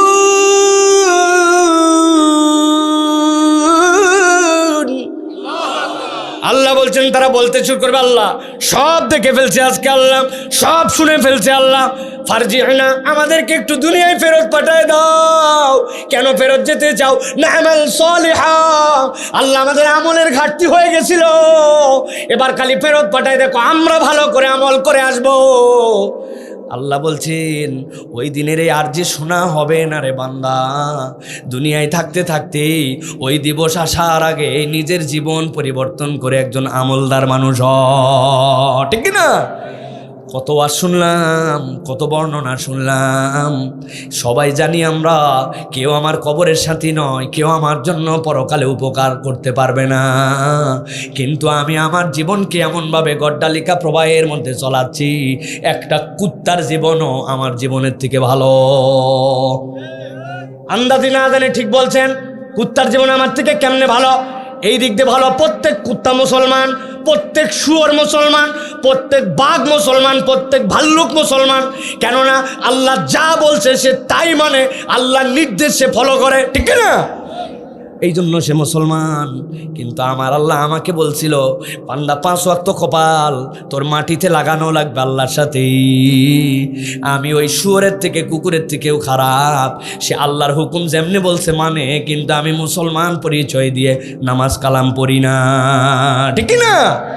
ভালো করে তরুণ যুবক বোঝো, তোমার এই প্যান্টের গেট আপ, তোমার এই শার্টের ভাব, তোমার এই চলাফেরার স্টাইল, তোমার এই হাম বড়াই ঘোরাফেরা, তোমার বাপ কি করে, তোমার বাপের জমি কদ্দূর, তোমার চাকরি কি, তোমার পড়ালেখা, তোমার ক্লাসের রেজাল্ট, এগুলো একটাও আল্লাহর কাছে ওই দিন কাজ দিবে না। আমি যদি মুসলমান হয়ে না যাই ওই দিন বাঁচার উপায় থাকবে না। তবে তুমি যদি আমাকে বলো যে ভাইজান আমার 1 থেকে 25 বছরের হিসাব আল্লাহ নিবে না, তাহলে ভিন্ন কথা। কিন্তু আমি যদ্দূর কোরআন হাদিস পড়ে জানি, রব্বুল আমিন প্রত্যেকটা সেকেন্ডের হিসাব আপনার আমার থেকে বরাবর করবে, ঠিক না? তাহলে আপনি কেমনে বললেন আমি ইন্টারমিডিয়েট পাস করার পর ভালো হয়ে যাব, আগামী রমজান থেকে আমি নামাজ ধরবো, বয়সটা খালি বিয়ে হয়ে যাক তারপরে দাঁড়িয়ে রাখবো, মেয়ের বিয়েটা খালি দিয়ে নেই, ব্যবসার সিস্টেম চেঞ্জ করে ফেলবো, একবার খালি হজ করে আছি দেখিস কেমন হয়ে যায়? এইগুলা অজুহাত দিয়ে মিথ্যা বাদ দেয় না, গীবত বাদ দেয় না, গালি বাদ দেয় না, অপকথা বাদ দেয় না, খারাপ কাজ বাদ দেয় না, কেবল অপেক্ষা করায় আর অপেক্ষা করায়। এরকম মুসলমান আছে না নাই?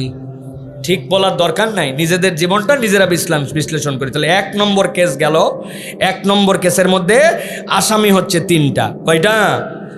এটা ভালো করে মনে রাখেন। বলবো কয়টা বলছি? আসেন তো আপনারা নাকি ভাই? আছেন ইনশাল্লাহ? চলেন এবার 2 নম্বরে। আল্লাহ রাব্বুল আমিন বলছেন, নবী আপনি বলে দেন, ওই দিন এক শ্রেণীর লোক আল্লাহর সামনে আসবে, ইয়াউমা তুকাল্লাবু উজুহুম ফিন্নার। আল্লাহ বলছেন ওই দিন কতকগুলা মানুষের মুখ ধরে ধরে জাহান্নামের সামনে আনানো হবে। খেয়াল করেন, নওগাঁ অঞ্চলে আপনারা হাঁস খান কিনা? খান তো ভাই। আমি তো বলি মুরগির জগতে হাঁস হচ্ছে গরুর গোস্ত, বোঝেননি না? মানে যত প্রাণী আছে তার মধ্যে সবচেয়ে স্বাদের গোস্ত গরুর গোস্ত, আর যত পাখি কুল আছে এর মধ্যে সবচেয়ে ভিআইপি গোস্ত হাঁসের গোস্ত, ঠিক কিনা? কিন্তু হাঁস যদি বাত্তি হয়, ওইটার যদি ঘুঁটি বেশি থাকে, নওগাঁর ভাষায় বললাম, আমার আম্মা যেইটা বলে সেইটা বললাম, ঘুঁটি নাকি? ঘুঁটি যদি বেশি হয়, আম্মা বলছে কিনেই যেহেতু ফেলছো ফেলে দিব নাকি, বুদ্ধি কি? চুলার আশপাশে দেখি আম্মা সুন্দর করে আগে লেপে নেয়, লেপে টেপে কালিগুলা দূর করে এবার হাঁসের গলা ধরছে, ঠ্যাং ধরছে, নিচ দিয়ে আগুন, উপর দিয়ে খালি শ্যাঁকে, আছে না ভাই? পরপর করে ঘুঁটি পুড়ে যায়। এরপরে শুলনা আছে, ওইটাতে যেগুলো উঠে না ওইগুলোও টানে তোলে। ওই হাঁসের আর কিচ্ছু করার নাই, আগুনের উপরে ধরে খালি এদিক থেকে ওদিক নড়ায়। আল্লাহ বলতেছেন, ইয়াউমা তুকাল্লাবু উজুহুম ফিন্নার। নবী আপনি দেখবেন এক শ্রেণীকে জাহান্নামের সামনে এনে মুখটুকুকে জাহান্নামের দিকে আগে দিয়ে দেওয়া হবে। কোন মুখ এইটা? খলাকাল্লাহু আদামা বিয়াদিহি ইদা আরাদা শাইআন ইয়াকুলু লাহু কুন ফায়াকুন। সেই আল্লাহ কুন ফায়াকুন বললে সব হয়। ওই আল্লাহ বড় যত্ন করে, বড় আদর করে। আল্লাহ রাব্বুল আমিন আদম আলাইহিস সালামের মুখকে নিজে হাতে সৃষ্টি করলেন, জান্নাতের মধ্যে নিয়ে গেলেন। আল্লাহ বলছেন, নবী ওই বান্দাকে জাহান্নামের সামনে মুখ সোজা করে ধরা হবে।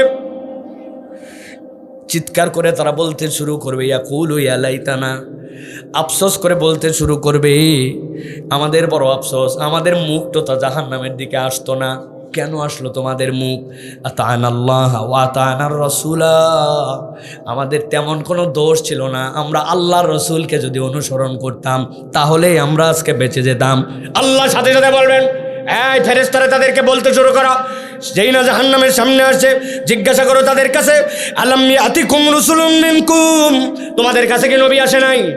মাহফিল করে করে কি তোমাদের কাছে নবীর যে পয়গম সেটা পৌঁছানো হয় না? জিজ্ঞাসা করো তাদের কাছে, ইয়াতলুনা আলাইকুম আয়াতি রাব্বিকুম ওয়া ইউযিরুনাকুম লিকা ইয়াউমিকুম হাযা।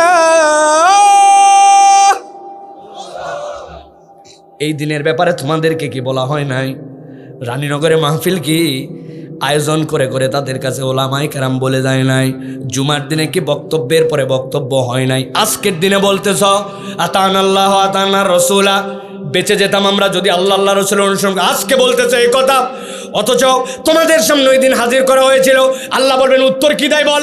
তাদের মুখ দিয়ে আবার স্বীকার করাই নে, আমি আল্লাহ বিচার করেছি, তারপরেও তারা বল, তারা চিৎকার করে বলতে শুরবে, কলু বালা ওয়ালাকিন হাক্কাত কালিমাতুল আযাবি আলাল কাফিরিন। আল্লাহ বলছেন এই বালা বলাতে কিচ্ছু যায় আসবে না, কাফেরদের জন্য এই দিন আযাব হক, এই আযাবের অংশ সে পেয়ে যাবে। আল্লাহ বলছেন তারা বলতে শুরু করবে, আজকে তো আমাদের আযাব, কিন্তু তাদের যে আযাব, ওই আযাবে তাদের আফসোস এমন পর্যায়ে হবে, তারা আল্লাহ বলছেন একটা আচরণ করতে শুরু করবে, পুরা হাসরের ময়দানে আচরণ কেউ করবে না। কি আচরণ? নবী আপনি জেনে নেন, জেনে সূরা ফুরকানের মধ্যে আল্লাহ বলেছেন 27 নম্বর আয়াত থেকে এটার বর্ণনা আসছে। আল্লাহ বলছেন তারা মানুষ তাদের দিকে তাকায় থাকবে, আপনি নবী দেখবেন তাদেরকে, ওয়ায়াউমা ইয়া'আদ্দুয যালিমু আলা ইয়াদাইহি ইয়াকুলু ইয়া লাইতানি ইত্তাখাযতু মা'আর রাসূলি সাবিলা। হাতগুলা সব সামনে নিবে, দাঁত বের করে করে মুখের মধ্যে দিয়ে কামড় দিবে, যেই না কামড় দিবে এমনভাবে আঙ্গুল কেটে পড়বে, আবার কামড় দিবে, হুঁশ নাই তাদের। ইয়া'আদ্দুয যালিমু আলা ইয়াদাইহি, এমন কামড় কামড়াবে তার হুঁশ নাই, কামড়াবে আর ফেলে দিবে। এখানে অনেক লোকের আয় উন্নতি, অনেক লোকের ইনকাম কম থাকতে পারে, কিন্তু আমি যদি বলি আপনাকে আমি 500 টাকা দিব ভাই, লাগবে কি লাগবে না? বলে হ্যাঁ হুজুর, ফ্রি পাইলে নিতে সমস্যা কি, হারাম না হলে তো নিতেই পারি। আমি বলছি না, এমনি এমনি দিব না, আপনি অভাব যদি থাকে আপনি একটু কামড় দিয়ে আপনার 2টা আঙ্গুলের কর কেটে আমাকে দেন, আপনার 2 আঙ্গুল দিলে 1000। বলে হুজুর আপনি দেন, আপনাকে 5000, ঠিক না? তার মানে মানুষ স্বাভাবিকভাবে হুঁশ আক্কেল থাকলে হাতের মধ্যে কামড়াতে পারে না, ঠিক না? আরে মুরব্বি তো পারে না, বাচ্চা কাচ্চা পর্যন্ত পারে না। আমার তো অনেকগুলা বাচ্চা কাচ্চা, ঘর ভর্তি একবারে। এর মধ্যে আমার 2 নম্বর মেয়ে যেইটা, ওই মেয়েটা যখন কেবল দাঁত উঠছে, 2-2.5 বছর বয়স, ছোট ছিল যখন, তার এক বদ অভ্যাস হয়ে গেল, যা দেখে তাই কামড়ায়। খুব ভালো কথা, সমস্যা নাই, কিন্তু মানুষজন পর্যন্ত কামড়ায়। মেহমান আসছে একদিন, ডাক দিছে, মা এদিকায়, লাভ দে কোলে গেছে, কোলে যাওয়ার পরে এই মাথায় এই জায়গায় দিছে, দিয়ে মেহমানের দিছে এই জায়গায় কামড়া। এই লোক সহ্যও করতে পারে না, বলতেও পারে না, কি জ্বলা জলে এই জায়গায় কামড়ালে, বুঝছেন আপনি ঠেলা। ওর মা বলছি ইজ্জত আর থাকলো না, তোমার এই মেয়ে জারে তারে কামড় দিচ্ছে। ওর ওস্তাদজি যেটা আছে কোরআন শরীফ পড়াতে, ওর একদিন বইকে বলছে ঠিকঠাক মতো পড়ো, খ্যাস করে দেয়, কামড় দিয়ে দিচ্ছে। আরে জ্বালা, এর কামড়ানি ঠেলায় তো অবস্থা খারাপ। আমাকে বললো কি করবে, করে দেখো তো। আমি বলতেছি দেখতেছি ইনশাল্লাহ, আমি দেখি সারানো যায় কিনা। ওরে ডাকতে বললাম, মা অনেকগুলা ললিপপ তোরে দিব, তবে শর্ত আছে একটা। কি শর্ত বাবা? ললিপপ তার লাগবেই, খাইতে পারুক না পারুক, হাতের মধ্যে নিয়ে ললিপপ ঘুরবে। বলে আমি জিজ্ঞাসা আসছে, একটা আঙুল তার এইটা নিছি ডান হাতের, আমারটা বাম হাতের, নিয়ে বললাম, মা এই 2 আঙ্গুল এখন তোর মুখের মধ্যে দিব, যত জোরে কামড় তত ললিপপ। ওর আঙ্গুল আর আমার আঙ্গুল মিলে ঢুকায়, প্রথমে বুঝে নাই, ওর মুখের মধ্যে দিছি, দিয়ে বললাম, আমি যেই বলবো জোরসে কামড়, তুই খালি হিঁয়ো করে কামড় দিবি। একবার হালকা সুরসুর করে দিয়ে দেখি ওর নখের ভাগে কামড়ায় না, আমার দিকে হালকা দেয়, কিন্তু 2টা বরাবর হওয়ার কারণে ভাগ করতে পারে, জোরে জোরে মার দেয় না। আস্তে করে হাত সুরসুর করে বাইর করে নিচে মুখের দিকে। ছোট্ট একটা 2.5 বছরের বাচ্চাও বোঝে, নিজের আঙুলে কামড় দিলে নিজের লাগে, ঠিক কিনা? আল্লাহ বলছেন, আমার হাবিব আপনি ওই দিন দেখতে পাবেন, ইয়াউমা ইয়া'আদ্দুয যালিমু আলা ইয়াদাইহি, তারা ওই জালেম যারা তাদের হাতগুলা নিয়েছে, নেওয়ার পরে কামড় দিতে শুরু করছে, কেবল কামড় দেয় না, চিৎকার করে বলে, ইয়াকুলু ইয়া লাইতানি ইত্তাখাযতু মা'আর রাসূলি সাবিলা, আজকে আমাদের হাতে কামড় দেওয়া লাগতো না, আজকে আমাদের এই বেইজ্জতি হতো না, যদি আমরা নবীর পথ নিতাম আমাদেরকে জালেম হওয়া লাগতো না। অনেকেই বলবেন নবীর পথ নেওয়ার না নেওয়ার মধ্যে জালেমের পার্থক্য কি? আল্লাহ কোরআনে এটার ব্যাখ্যা করেছেন। এই আয়াত শোনে নাই এরকম কোনো ইমানদার নাই। কুল ইন কুনতুম তুহিব্বুনাল্লাহ ফাত্তাবিউনি ইউহিব্বুকুমুল্লাহ, তুমি যাই করো না কেন আল্লাহর মহব্বত পাইতে চাইলে নবীর ইতাআত লাগবে। আপনার আমার জীবনে চলায় বলায় আচরণে, আমাদের দুনিয়াবি জিন্দেগিতে, আমাদের শাসনে, আমাদের পরিবারে, আমাদের সবখানে যদি নবীর তরিকা না থাকে, তাহলে আপনি আর আল্লাহর পছন্দনীয় হতে পারেন নাই। আর আল্লাহর পছন্দনীয় না হতে পারলে আপনি আল্লাহর কাছে জালেম, ঠিক না?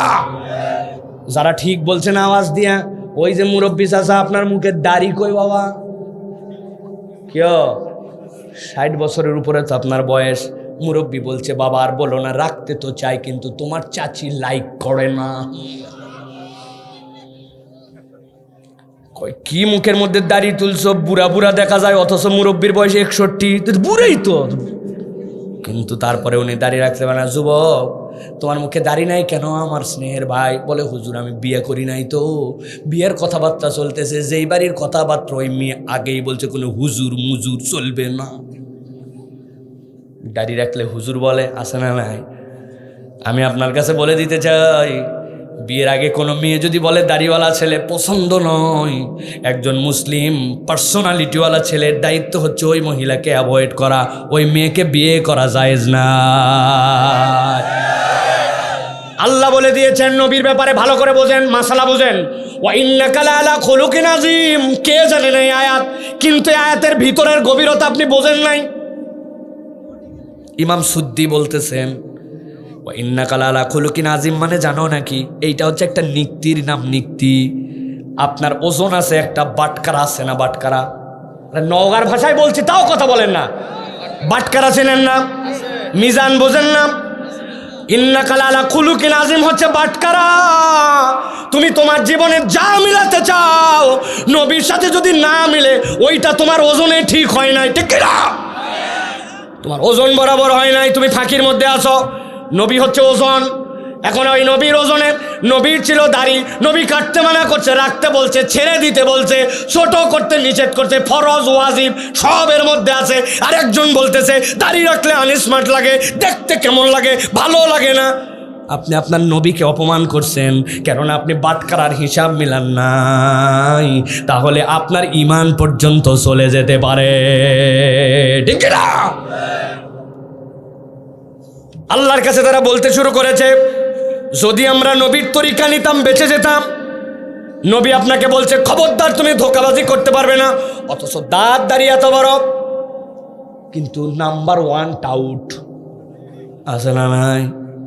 ওর দোকানে আপনি গেছেন দাড়ি দেখে, কিন্তু আপনার 100% 2 নম্বর মাল দিছে 1 নম্বর বলে। এরকম ব্যবসায়ী আছে না নাই? একদম মসজিদ থেকে নামাজ পড়ে আসে, ক্যাশ বাক্সে বসে আর 2 নম্বর মাল বিক্রি করে, খেদা করে, মানুষকে ধোকা দেয়, আছে না নাই? আপনার মতো সেনা লোক বলে কেনা দামে দিলেন, এই কথা বলে 500 টাকা আপনার থেকে বেশি মাইরে দিয়েছে, আছে না না?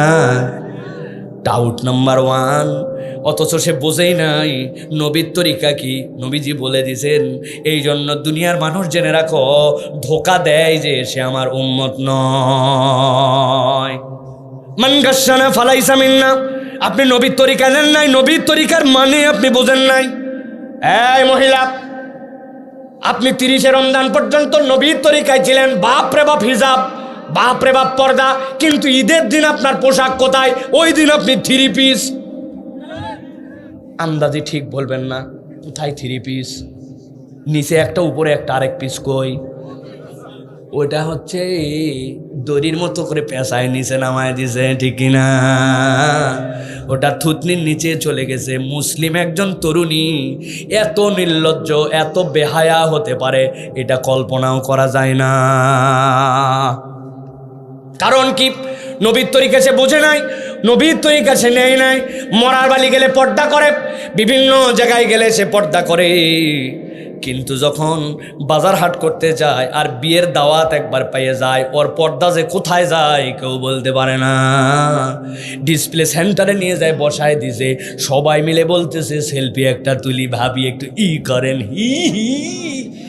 একজন বলছে তোক তো চিনলাম না রে, বলছে আমি এলাকা তো ভাই। উরি বাবা রে বাবা, উনি এলাকা তো ভাই, দেশা তো ভাই, পাড়া তো ভাই। আল্লাহ বলছেন কোনো মজামশ করার ওয়াজ এইটা নয়। ওই দিন যাওয়ার পরে চিৎকার করে বলতে শুরু করবে, আমি যদি নবীর তরিকা নিতাম আজকে আমার বাঁচার কায়দা ছিল, আল্লাহ নবীর তরিকায় না চলার কারণে আজকে আমার বিপদ, ঠিক না? হিসাব মিলাইন, হিসাব মিলাইন। নবীর তরিকা মানে কেবল দাড়ি নয়, নবীর তরিকা কেবলমাত্র ওই সুন্নতি জুব্বা নয়। আল্লাহ নবীর তরিকা শুরু থেকে শেষ পর্যন্ত।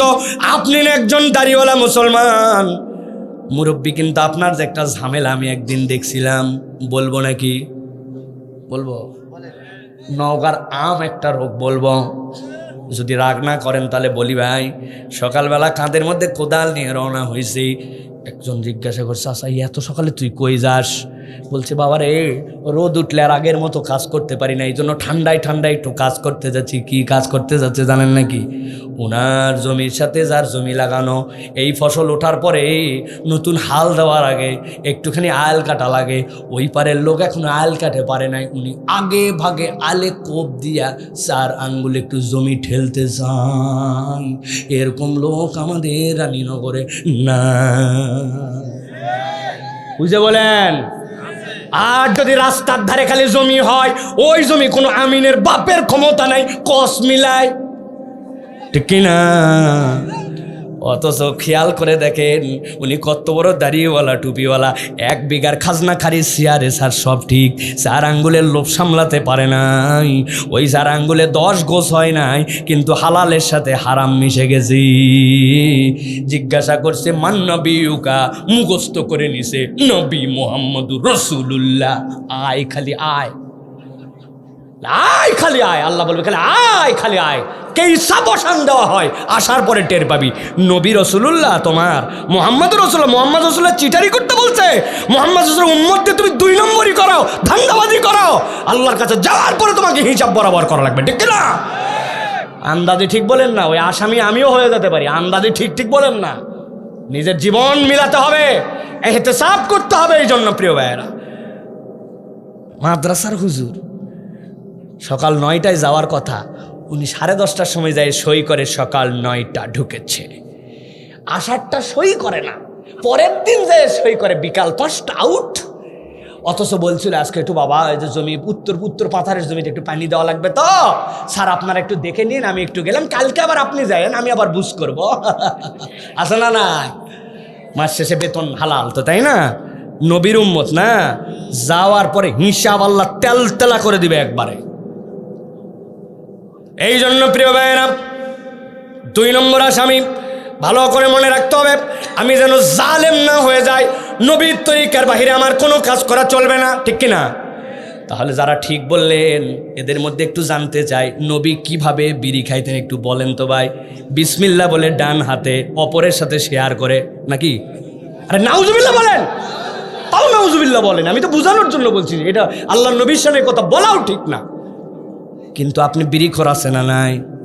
কথা বলেন। আরিফ আজাদ ভাই একটা কথা বলে, বেচারি আমার বন্ধু মানুষ, খুবই ক্লোজ।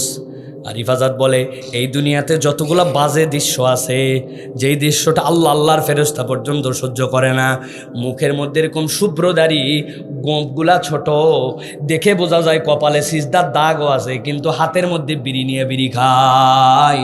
যে ইমানদার দাড়ি রেখে পাঞ্জাবি পরে মুসলমান পরিচয় দিয়ে গোঁপ ছোট রেখে নামাজ কালাম পরে আবার বিড়ি খায়, এর থেকে বাজে দৃশ্য আল্লাহর ফেরেশতারা আর কোনোটা লিপিবদ্ধ করতে পারে না।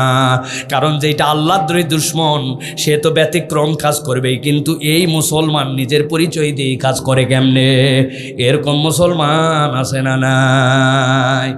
কারা কারা আছেন একটু এবার দয়া করে একটু হাতটা, না থাক উঠানোর দরকার নাই প্রিয় ভাইয়ের, এটা একটু আল্লাহর রাস্তে এটা বাদ দিয়ে দেন। এই শুধুমাত্র এই নির্বাচনটা গেলে বাদ দেন, কারণ এখন বিড়ি আবার ফিরি, তাই না? অযথায় এই লস প্রজেক্ট করে লাভ নাই, নির্বাচনটা করার পরেই আপনার বিড়িটা বাদ দেন, নাকি? আহা, কারা কারা জানি বলছে হুজুর বাঁচালেন। 2 নম্বর কেস শেষ, আলোচনা করলে দীর্ঘ হবে, সংক্ষেপ করে বলি আপনাদের কাছে। আজকের শেষ পয়েন্ট, আল্লাহর সামনে ওই দিন বান্দা হাজির হবে। আল্লাহ বলছেন নবীজি সাল্লাল্লাহু আলাইহি ওয়াসাল্লামের সামনে এসে হাজির হওয়ার পরে তারা বলতে শুরু করবে, আমরা তো 3 নম্বর কেসের আসামির মধ্যে চলে গেছি। কি কেস? চিৎকার করে তারা বলবে, গভীর মনোযোগ, কলিজাটা উজাড় করে দেন, ঠান্ডা মাথায় বোঝেন। তারা বলতে শুরু করবে, ইয়া ওয়াইলাতা লাইতানি লাম আত্তাখিজ ফুলানান খলিলা। আয় রব্বুল আলামিন, আমাদের থেকে বড় আফসোস আজকের কারণেই। কি আফসোস তোমাদের? কেন তোমরা হাই আফসোস করে বুক পিড়াও? সাথে সাথে তারা বলতে শুরু করবে, আমাদের তো আজকে বিপদের কারণ একটা, লাম আত্তাখিজ ফুলানান খলিলা, আমরা যদি ফুলানকে বন্ধু না বানাতাম। আমি বানান করব, আপনারা উচ্চারণ করবেন, যদি বাংলা বানান জানা থাকে একটা মুখ বন্ধ রাখবেন না। তারা বলছে, আমরা যদি ফুলানকে বন্ধু না বানাতাম, ফয়ের অশ্বকারে ফু, লয়াকারে লা দুন থান্ন, উচ্চারণ কি? আওয়াজ করে বলতে, পাশের লোকজনের জায়গায় উঠে ভালো করে উচ্চারণ করে বলেন, ফয়ের অশ্বকারে ফু, লয়াকারে লা দুন থান্ন, বানান কি? কারা কারা বলেন নাই? শেষ সুযোগ দিলাম, ফয়ের অশ্বকারে ফু, লয়াকারে লা দুন থান্ন, উচ্চারণ কে? এবার জিজ্ঞাসা করব, আবাদপুকুর রানীনগরে আমাদের কারো ফোলান নামে বন্ধু আছে? বাইসে গেলাম। আল্লাহ, ওই দিন যাওয়ার পর ওরা বলবে, আমাদের যদি ফুলান নামের বন্ধু না থাকতো বাইচে যেতাম। আমাদের ফুলান নামে কোনো বন্ধু নাই, নো টেনশন, ডু ফুর্তি, হ্যাঁ নাকি? আল্লাহ বলছেন, এই ফুলান মানে নামের বন্ধু নয়, এই ফুলান হচ্ছে শূন্যস্থান, এই ফুলান মানে হচ্ছে অমুক। তোমার কোন বন্ধুর সাথে মিলে যায় তুমি ওইটা মিলায় নাও।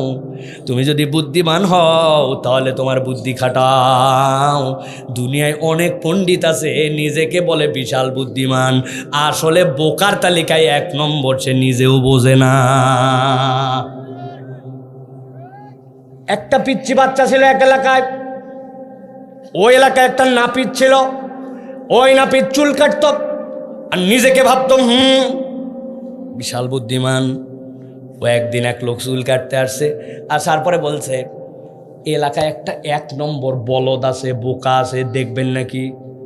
যেই লোক চুল কাটতে আসছে ও চিন্তা করছে আমি চুল কাটতে আসছে, আমার বলদ দেখার দরকার কি? কিন্তু খালি বারবার বলে সেই রকম বোকা দেখবেন নাকি, সেই রকম বলদ।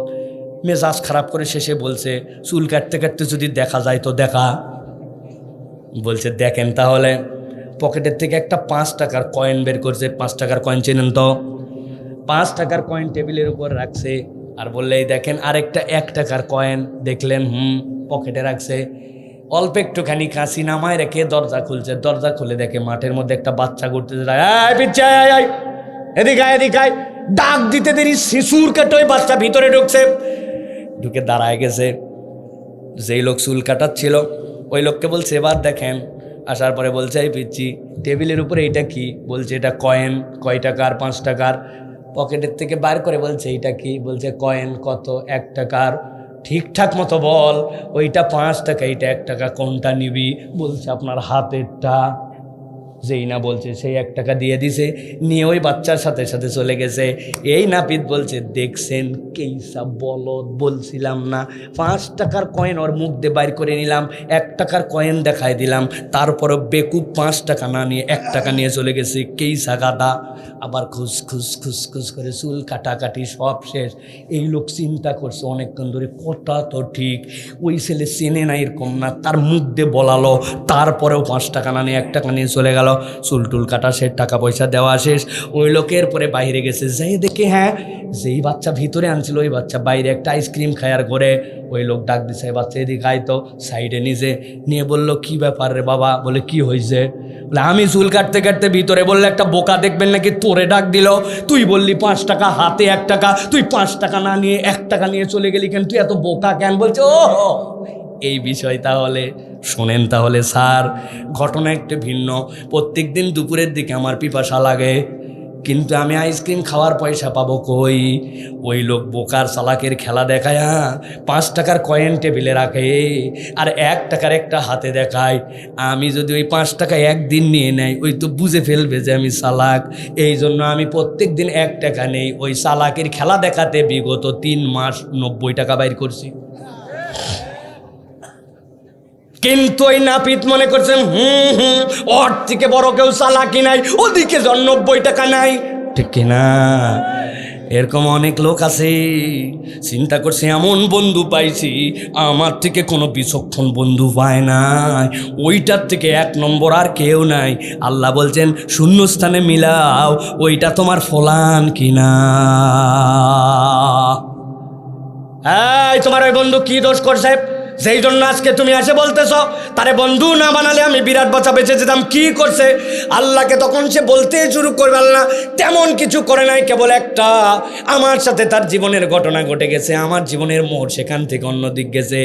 আফসোস করে বলবে লাকাদ আদাল্লানি আনি যিকরি বাদা ইয জাআনি ওয়া কানা আশ-শাইতানু লিল ইনসানি খাযুলা। আয় রব্বুল আলামিন, আমার বন্ধু আমাকে কিছু করে নাই। লাকাদ আদাল্লানি আনি যিকির, আল্লাহ রে আমি তোমার হেদায়েতের রাস্তা পেয়ে গেছিলাম, আমি কোরআন পেয়ে গেছিলাম। আয় রব্বুল আলামিন, আমি তো তোমার দ্বীনের ট্র্যাকে উঠেই গেছিলাম, কিন্তু আল্লাহ আমার ওই বন্ধু আমাকে তোমার জিকির থেকে গাফেল বানায় দিছে, কোরআনের রাস্তা থেকে আমাকে নামায় দিছে, আমার পাওয়া হেদায়েত থেকে সে আমাকে বিচ্যুত করছে। কেমনে? উদাহরণ দেই, 2-1টা বোঝা সহজ হবে। পেছন থেকে একজন, আপনি আসরের নামাজে ঢুকবেন বিকাল বাজে 4টা, ভালো করে খেয়াল করেন, 4টার সময় ঢুকবেন, 1 মিনিট মাত্র বাকি, পিছন থেকে একজন মোটর সাইকেল দিয়ে হর্ন দিছে, টিট টিট। কি রে তুই? মোটর সাইকেল কার এটা? আমার দোস্ত একটা বড় ভাই কিনছে মোটর সাইকেল, ইয়ামাহা FZS, নতুন ভার্সন আমাকে দিছে। দেখছিস তো এখন রানীনগর নওগাঁর রাস্তা কীরকম, উঠবি নাকি? ওর তাড়াতাড়ি। বলছে দোস্ত 1 মিনিট আছে আসরের নামাজ। বলতেছে ব্যাককল, প্রত্যেক দিন আসরের নামাজ থাকবে, এই মোটরসাইকেল প্রত্যেক দিন পাওয়া যাবে না। আমার দোস্ত তুই একাই না, উঠলে উঠ, না হলে উমুকে নিয়ে যাব। কনফিউশনের মধ্যে পড়ে গেছে, কথা তো ঠিক, পরেও নামাজ পড়া যাবে, না হয় মাগরিবের আগে পড়ে নিবনি। ঠিকই তো বলছে প্রত্যেক দিন আসর থাকবে, আমি তো মিস করি না, একদিন না হয় জামাত বাদ দিলাম। এই যে একদিন বাদ দিয়ে বাইকে উঠছি, একদিন দুই দিন করতে করতে এমন খপ্পরে আমার এমন ফিতনার মধ্যে পড়ছে, নামাজি ঘরের সন্তান, ভালো সন্তান, বাপ মা ভালো নামাজি, কিন্তু বেনামাজি হয়ে গাফেল হয়ে গেছে।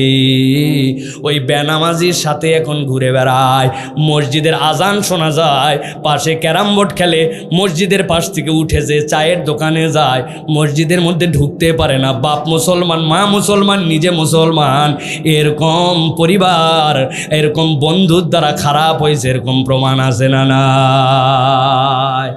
কথা বলেন, আছে না নাই? এই তুই বিড়ি করে সাথে ঘুরিস কেন? ঘুরতে পারি কিন্তু আমি খাই না। খাই না বলছি, কিন্তু একদিন দুই দিন করতে করতে 10 দিনের দিনে বিড়ি খাওয়া শিখছে। ওই বিড়ি খাওয়ার থেকে আস্তে আস্তে আরও দূরে চলে গেছে। দোস্ত, ঈদের দিনও কি বিড়ি খাওয়া লাগবে নাকি? দম তো আসে না। আমরা যে সুন্দর করে চারিদিক দিয়ে কাপড় ঘিরায়া, মধ্যে আমরা ডেক বক্স লাগায়া, মাঝে মাঝে আমরা পিকনিক করি, এমন উদাম পাদাম গান বাজাই,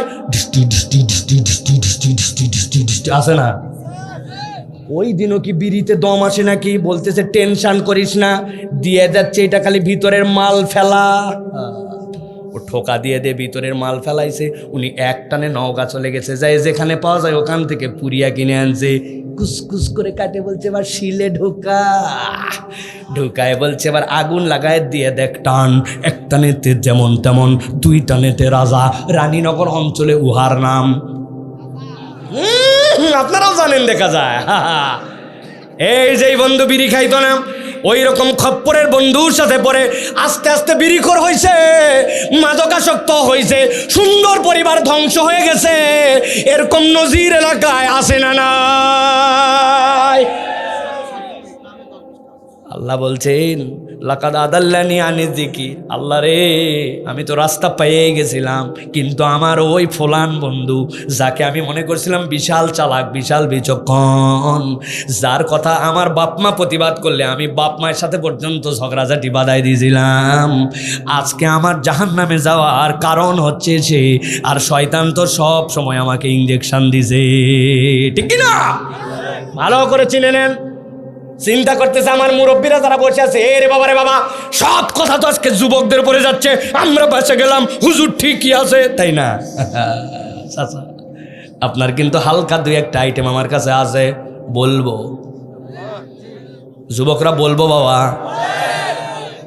আহা হা, আসরের নামাজ হয়ে গেছে, মুরব্বী আবার খুব কলিজাওয়ালা। উনি যদি 3 জনের সাথে বসে, জীবনেও কাউকে চায়ের বিল দিতে দেয় না। ডান পাশে উনার একজন বসছে, উনি গিবত কমিটির সেক্রেটারি, বামে যিনি সহসভাপতি, আর মধ্যে উনি ক্যাশিয়ার। ডানের জন বলতেছে, শুনছেন উত্তরপাড়ার যে দুলাল দুবাই গেছে, যেটা ওর বইয়ের ঘটনা জানিস? ওটা 2টা জিনিস শুনলে তুই ব্যাককাল হয়ে যাবো। চালু হয়ে গেছে দুলালের বইয়ের গিবত, আছে না নাই? পাশের জন বলছে, রাখ তো তোর দুলাল, খালি দূরের ঘটনা বলিস, ইমাম সাহেবের খবর শুনবু। 2টা দোষ বার করছি ইমামের, 12 বছর নামাজ পড়ে 2টা দোষ ওনার বাড়াইছে, শোন এবার। বা ইমাম সাহেবের দোষ শুরু হয়ে গেছে, অমুক তুমুকের আলোচনা শুরু হয়ে গেছে। ওই দোষ সত্যও হতে পারে, কিন্তু ব্যক্তি উপস্থিত নাই, 2 জন মিলে তাওয়াচ্ছে, এদিকে চায়ে টান দিচ্ছে, ওদিকে মুখের মধ্যে পান আর বাম হাতে টান, বুঝেন নাই? একসাথে 3 আইটেম, চা পান টান, কপাল লাগে। এর জন্য মধ্যের জন অনেকক্ষণ কথা বলে না, অনেকক্ষণ পরে মধ্যের জন বলছে, তোরা থাম থাম থাম, এগুলা কথা বলা উচিত না, তবে না বলেও পারি না, আল্লাহ মাফ করুক, কথা ঠিক। বোঝেননি না কি পরিমাণ শয়তান তাদেরকে খাজুল বানাইছে? বলতেছে কথা বলা ঠিক না, না বলেও পারি না, আল্লাহ মাফ করুক, কথা 2 জনেরটাই ঠিক। আল্লাহ বলছেন, আয়ুহিব্বু আহাদুকুম আইয়াকুলা লাহমা আখিহি মাইতান ফাকারিহতুমু। চাচা, যেইটাকে আপনাকে মুরব্বীর সময় কাটানোর সাথী মনে করছিলেন, এইটা আপনার জাহান্নামে যাওয়ার কারণ হতে পারে। ওই আসরের পর আপনার মসজিদের ভিতরে বসে বসে জিকির করা ভালো ছিল, কিন্তু এরকম গিবতের পার্টনারের সাথে ঘোরা আপনার জন্য ভালো নয়, ঠিক না? আরে বলছে এখন কামায়ের সময় বেকার বসে লাভ কি, চল একটা মিছিল দিয়ে আসি। অমুক ভাইয়ের চরিত্র ফুলের মতো পবিত্র, নামাজ পড়েনি বিগত 40 দিন, ফজরের জামাতে বাংলাদেশের কোন মসজিদে এক ওয়াক্ত আছে না নাই? তার পিছনে আপনি মার্কাটা কি হোঁকা, ভোট দিবেন কাতে, হোঁকাতে হোঁকাতে আছে না নাই? এখন হোঁকা মার্কাটা নাই, আমার চাচা খুশি হয়ে গেছে। ভালো করে বোঝেন প্রিয় ভাইয়েরা, আমি এটা বোঝানোর জন্য আপনাকে বলছি, ওই দিন যাওয়ার পর আর এই হাসি চলবে না। আল্লাহর সামনে চিৎকার করে বলতে শুরু করবে, লামাত তাখিজ ফুলানান খলিলা, কারে বন্ধু বানাইছিলাম, এই বন্ধু তো না থাকলে আজকে বেঁচে যেতাম। আল্লাহ বলছেন ওই দিন এই কথা বলে কোনো লাভ হবে না, কিয়ামত হয় নাই। আল্লাহ পার্থক্য করেন নাই, কিন্তু আপনি কার সাথে ঘুরতেছেন একটু হিসাব মিলায় ঘুরেন, ঠিক কিনা? জীবনে তোমার বন্ধু তোমাকে কোনোদিন বলল না, দোস্ত ফজরের নামাজ পড়ছিলি কিনা, আজকে কোরআন তেলাওয়াত করছিলি কিনা, তোর মোবাইলে বাজে জিনিস কেন, এইটা বাদ দে। দেখা হলেই বলে হিন্দি সিনেমার উমুক নায়িকার মাজার সাইজ কত হবে তোর চোখের আন্দাজে বলতো। এই গানের লিঙ্কটা পাইছিস কিনা, এখনো হিন্দি শুনিস, ব্যাকডেটেড কোথাকার। আমি তো কবে থেকে এই হিন্দি মুভি বাদ দিয়েছি, ইংলিশ মুভি দেখি, ইংলিশ গান শুনি। বাপ রে বাপ, উনি কোনোদিন ইসলামের দিকে আপনাকে ডাকলো না, কথায় একটাই বলে কেবলমাত্র খারাপের দিকে। সে আবার তার বেস্ট ফ্রেন্ড আছে না না? কথা বললেন না দেবে, আছে না না?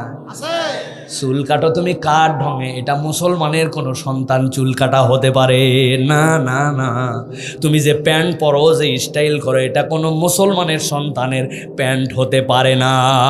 বুঝ করো, যায় বুঝ করো, বাড়িতে বুঝ করো, বাড়িতে যায় বুঝ করো। প্রিয় ভাইয়েরা, কাবা শরীফের ইমাম বলেছেন, আমার কথা শেষের দিকে, তোমার বন্ধুকে সংজ্ঞা বুঝে নাও। আমার কথা নয়, হারামের ইমামের কথা। তিনি তার খুতবার মধ্যে বলছেন, তোমার বন্ধু সে যার সামনে গুনাহ করতে তোমার লজ্জা লাগে, যার কাছে গেলে তোমার ভালো কাজ করার ইচ্ছা জাগে। আজকের থেকে উসুল মনে করে চলবেন, যাকে দেখলে তার সাথে ঘুরলে আপনার নেক কাজ করতে মন চায়, আর যার সামনে গুনার কথা বলতে, গুনাহ করতে লজ্জা লাগে, সেইটা আপনার বন্ধু। এর বাহিরে হলে বুঝবেন ওটা ঠোঁটের কথায় বন্ধু, কিন্তু আল্লাহর ঘোষণায় ওইটা ফুলান, ঠিক না? আমার কথা শেষের দিকে লাস্ট একটা আয়াত বলে শেষ করব, ভালো করে বোঝেন। ঘটনা এই পর্যন্ত যদি শেষ হতো শেষ, কিন্তু আল্লাহ বলছেন আমার হাবিব সাথে সাথে চলে আসবেন। আসার পরে নবীজি বলবেন, ইয়া রব্বুল আলামিন, আপনি তো আমাকে সব দেখালেন, কিন্তু আমি তো আপনার এই কথাবার্তা বলে কেস একটা দিয়ে শেষ হবে না, আমার একটা কেস এবার ফাইল করা লাগবে। আমার নবী বলতে শুরু করবেন, ওয়াকালার রাসূলু ইয়া রাব্বি ইন্না কওমি ইত্তাখাযু হাযাল কুরআনা মাহজুরা। আয় রব্বুল আলামিন, আমার উম্মতের কাছে কোরআন এসেছিল, 2 ঘন্টা পর্যন্ত নিরবিচ্ছিন্নভাবে একটা লোককে আমার নজরে পড়ে নাই, উঠে চলে গেছি। কোরআন শোনার জন্য 2 ঘন্টা ধরে দাঁড়ায় আছে বাচ্চাগুলা, কিন্তু আল্লাহ মনে করছে এটা বিনোদন, মজা করে বলবে, মজা করে শুনবো। ইত্তাখাযু হাযাল কুরআনা মাহজুরা। আগেও বাজে বন্ধুর সাথে ঘুরতো, পরেও বাজে বন্ধু, আগেও মিথ্যা বলতো, মাহফিল থেকে উঠার পরেও মিথ্যুক, আগেও গালি দিত, মাহফিল থেকে উঠার পরেও গালিবাজ, আগেও মুখে দাঁড়িয়েছিল না, মাহফিল থেকে উঠার পরেও ওই ব্যক্তির দাঁড়িয়ে আর ওঠে নাই, আগেও ধোকাবাজ, পরেও ধোকাবাজ। আল্লাহ নবী সাথে সাথে হাজির হয়ে বলবেন, ওয়াকালার রাসূল, নবী বলবেন, ও আল্লাহ, আমার বিচার হচ্ছে এই জাতি তাদের কাছে কোরআন দেওয়ার পরেও তারা এইটাকে খেল তামাশা মনে করেছিল, অতএব এইটার বিচার তোমাকে করতে হবে। আমি একটু আপনাদের কাছে প্রাণবন্তভাবে শুনতে চাই, আল্লাহর নবী যদি আপনার আমার বিপক্ষে চলে যান, যেই মানুষের প্রথম কথা মনে আছে নাকি, আল্লাহ প্রথম মাথা উঠাতে বলবেন, সুপারিশ করতে বলবেন, মনে আছে? একদম আলোচনা শুরু করছিলাম, এবার শেষটা মিলাই নেন। তাহলে যেই মানুষ মাথা উঁচু করে শাফাত শুরু করেছিলেন, ওই নবী যদি আপনার আমার বিপক্ষে আল্লাহর কাছে কেস রুজু করেন, বাঁচার শেষ উপায়টুকু আর থাকবে? থাকবে ভাই? থাকবে না। তাহলে আজকের থেকে জীবনের মোড় চেঞ্জ করার জন্য লেগে যেতে হবে। আমি কেন বেনামাজি থাকবো? আমার দাড়ি কেন শয়তানের প্ররোচনায় কাটবো? আমি কেন বাপ মায়ের কথার বিপক্ষে যাব? আমি কেন হারাম সম্পর্ক রাখবো? আমার চোখ যায় আল্লাহ দিলেন, আমি কেন গুনাহ দেখবো? আমি তো একজন সাহসী মুসলমান, যা আমি আল্লাহর জন্য নিজেকে ত্যাগ করতে রেডি হয়ে গেছি, ঠিক না? পারবে ভাই, মানুষ পারে। আল্লাহ যত হারাম দিছেন এইগুলো আমাদের লাগবে না জন্যই আল্লাহ হারাম বানাইছেন, আর হালাল দিছেন পারবে বলেই হালাল দিছেন আল্লাহ। ওয়ালা তাজিরু ওয়াজিরাতুম উযরা উখরা, এটা তাফসীর পরে দেখবেন আল্লাহ সাধ্যের অতিরিক্ত বোঝা কাউকে দিবেন না, এর মানে হালাল পারবে জন্যই আল্লাহ দিছেন। সুবহানাল্লাহ বলেন। হারাম লাগবে না জন্যই আল্লাহ দিছেন। আমার সিদ্ধান্ত আজকে পরিবর্তন করতে হবে। রাজি আছেন ইনশাআল্লাহ? রাজি আছেন ইনশাআল্লাহ? বাহিরের জেলায় যখন ওয়াজ করতে যাই, বাহিরের মানুষ কি বলে জানেন আমাকে? যে ভাই, নিজের জায়গায় নিজের এলাকায় হুজুরদের নাকি দাম নাই, কয় নিজের এলাকায় কোনো ভ্যালু নাই। আমি বলি, নওগাঁর লোক আর আমার দাদাবাড়ি এলাকার আদমদিঘির লোক আব্দুল্লাহ সাইফুল্লাহকে কি ভালোবাসে আপনারা যাই দেখে আসেন। আমি অনেক ভালোবাসা নিয়ে চলি, তার উজ্জ্বল প্রমাণ হচ্ছে এইটা। একটা বান্দা নড়ে নাই, চড়ে নাই, উঠে নাই। আমি জানি আমি যদি আরো 1 ঘন্টা বলি আপনি বসে থাকবেন, ঠিক কিনা? এটা আব্দুল্লাহ সাইফুল্লাহর জন্য নয়, এটা কোরআন থেকে বলা হচ্ছে জন্য এটা আপনার মধ্যে, হৃদের মধ্যে এই প্রভাব পড়ছে, ঠিক কিনা? তাহলে আসেন না ভাই, যে আল্লাহর জন্য এতক্ষণ বসলাম, এরকম কথা শুনলাম, আমরা আজকে চেঞ্জ হয়ে যাই। আজকের থেকে আমরা আমাদের লাইফের গতি চেঞ্জ করে দেই। মুখ আছে মিথ্যা বলবো না, গালি দিব না, গীবত করব না। আজকের থেকে শপথ নিয়ে পেলাম, দাড়িতে আর ব্লেড লাগাবো না, আমি টাকনুর নিচের কাপড় উঠে যাবে, আমি মসজিদমুখী হয়ে যাব, বাপ মায়ের কথা শুনবো। বেশি কিছু লাগবে না তো, খালি 2টা গুনার থেকে বাঁচার জন্য চেষ্টা করব। 5 ওয়াক্ত নামাজ, চোখ দিয়ে গুনাহ দেখবো না। আল্লাহ তোমার জিন্দেগি অটো পরিবর্তন করে দেবে ইনশাআল্লাহ। বলেন। তুই কম্পিউটার চালাও না ভাই, মোবাইল চালাও না, ভালো করে বুঝো। লাস্ট 60 সেকেন্ড মোবাইল কিনছে আমি, আমার 20,000 টাকা দাম, 01... অমুক, এক জায়গায় কল করা লাগবে। মোবাইল কে কিনছে? আপনি। কয় টাকা দাম? 20,000 30,000। আমার মোবাইল, আমার ইন্টারনেট, আমার টাকায় কিনা। অতএব যেখানে কল করব, এরপরে লাল বাটন দিয়ে আমি কল করব। কুত্তা পর্যন্ত ঘেউ ঘেউ করে উঠছে, দেখছেন আপনি? পাগলা নাকি রে? আপনি বলছেন না না না না, চলবে না, আমার টাকা পয়সা, আমার মোবাইল, আমি লাল বাটনই চাপি আর যে বাটন যাব আমার ব্যাপার। কাজ করবে ভাই, কাজ করবে। কেন আপনি এটা বুঝতেছেন না ভাই, যে আপনার আমার জীবন, যে এইটা জীবন বলতেছে, এইটা তো আপনার আমার ইচ্ছাই না, এটা আপনার আমার আল্লাহর সেটআপ। ওই সেটআপের একটা সেটআপ হচ্ছে প্রত্যেকটা জিনিসের ইনপুট, প্রসেসর, আউটপুট আছে। কিবোর্ড ইনপুট, মাউস ইনপুট, আপনি ইনপুট দিচ্ছেন কোনো একটা তথ্য, ইনপুট আপনার, এরপরে প্রসেসর, ভিতরে কাজ হচ্ছে 2+2। আপনি সবুজ বলতেছেন, সবুজ না, প্রসেসর কাজ হচ্ছে। আউটপুট কি? প্রিন্টার দিয়ে বের হয়েছে, মনিটরে দেখতে পাচ্ছেন, কল চলে গেছে। প্রসেসর যেইটা, ওইটা যদি ঠিক রাখতে হয়, ইনপুট ঠিক দিতে হবে। আপনার মোটরসাইকেল মনে করছেন তেল ফুরাই গেছে, আল্লাহ দিলে পেশাবো চাপ ছিল, চিন্তা করছেন আমার টাকায় কিনা মোটরসাইকেল, ট্যাঙ্কিতে আমি কি দেবো, আমার ব্যাপার, একটু আড়ালে যাই, ট্যাঙ্কি খুলে দে, সর। যদি আপনার মুখ আপনার পেটের থেকে বার হওয়া প্রস্রাব যদি দেন, মোটরসাইকেল বেশি দূর যাওয়া লাগবে না, 0.5 কিলোমিটার যাওয়ার পর ইঞ্জিন মিঞ্জিন সব জাম হয়ে যাবে, ঠিক না? প্রসেসরটা খুব বড় ইম্পর্টেন্ট। ইনপুট কি দিচ্ছেন, এই জন্য এত কথা বললাম। এই চোখ হচ্ছে ইনপুট, আপনি চোখকে হেফাজত করেন, আর আউটপুট হচ্ছে আপনি আল্লাহকে প্রমাণ দিচ্ছেন, আমি আল্লাহ আপনার ডেডিকেশনে সালাত আদায় করি। আপনার চোখ ঠান্ডা, আপনার দিল ঠান্ডা, অর্ধেক দিল ঠান্ডা। 7 দিন প্র্যাকটিস করে দেখেন, চোখের গুনাহ করব না, হারাম দেখব না, আমি আমার নাপাক উলঙ্গ ছবি দেখব না, মোবাইলে সব ডিলিট করে দিলাম, চোখকে নিয়ন্ত্রণ করলাম, আর সালাত আদায় করতে শুরু করলাম। আল্লাহ বলছেন, ওয়া ইন্নাকা লাতাহদি ইলা সিরাতিম মুস্তাকিম, আল্লাহ তোমাকে সিরাতুল মুস্তাকিমের রাস্তা দেখাই দেবে ইনশাআল্লাহ। রাজি আছি? রাজি আছি? এই তরুণ যুবকেরা রাজি আছে? আল্লাহ আমাদেরকে কবুল করবেন, আল্লাহুম্মা আমিন।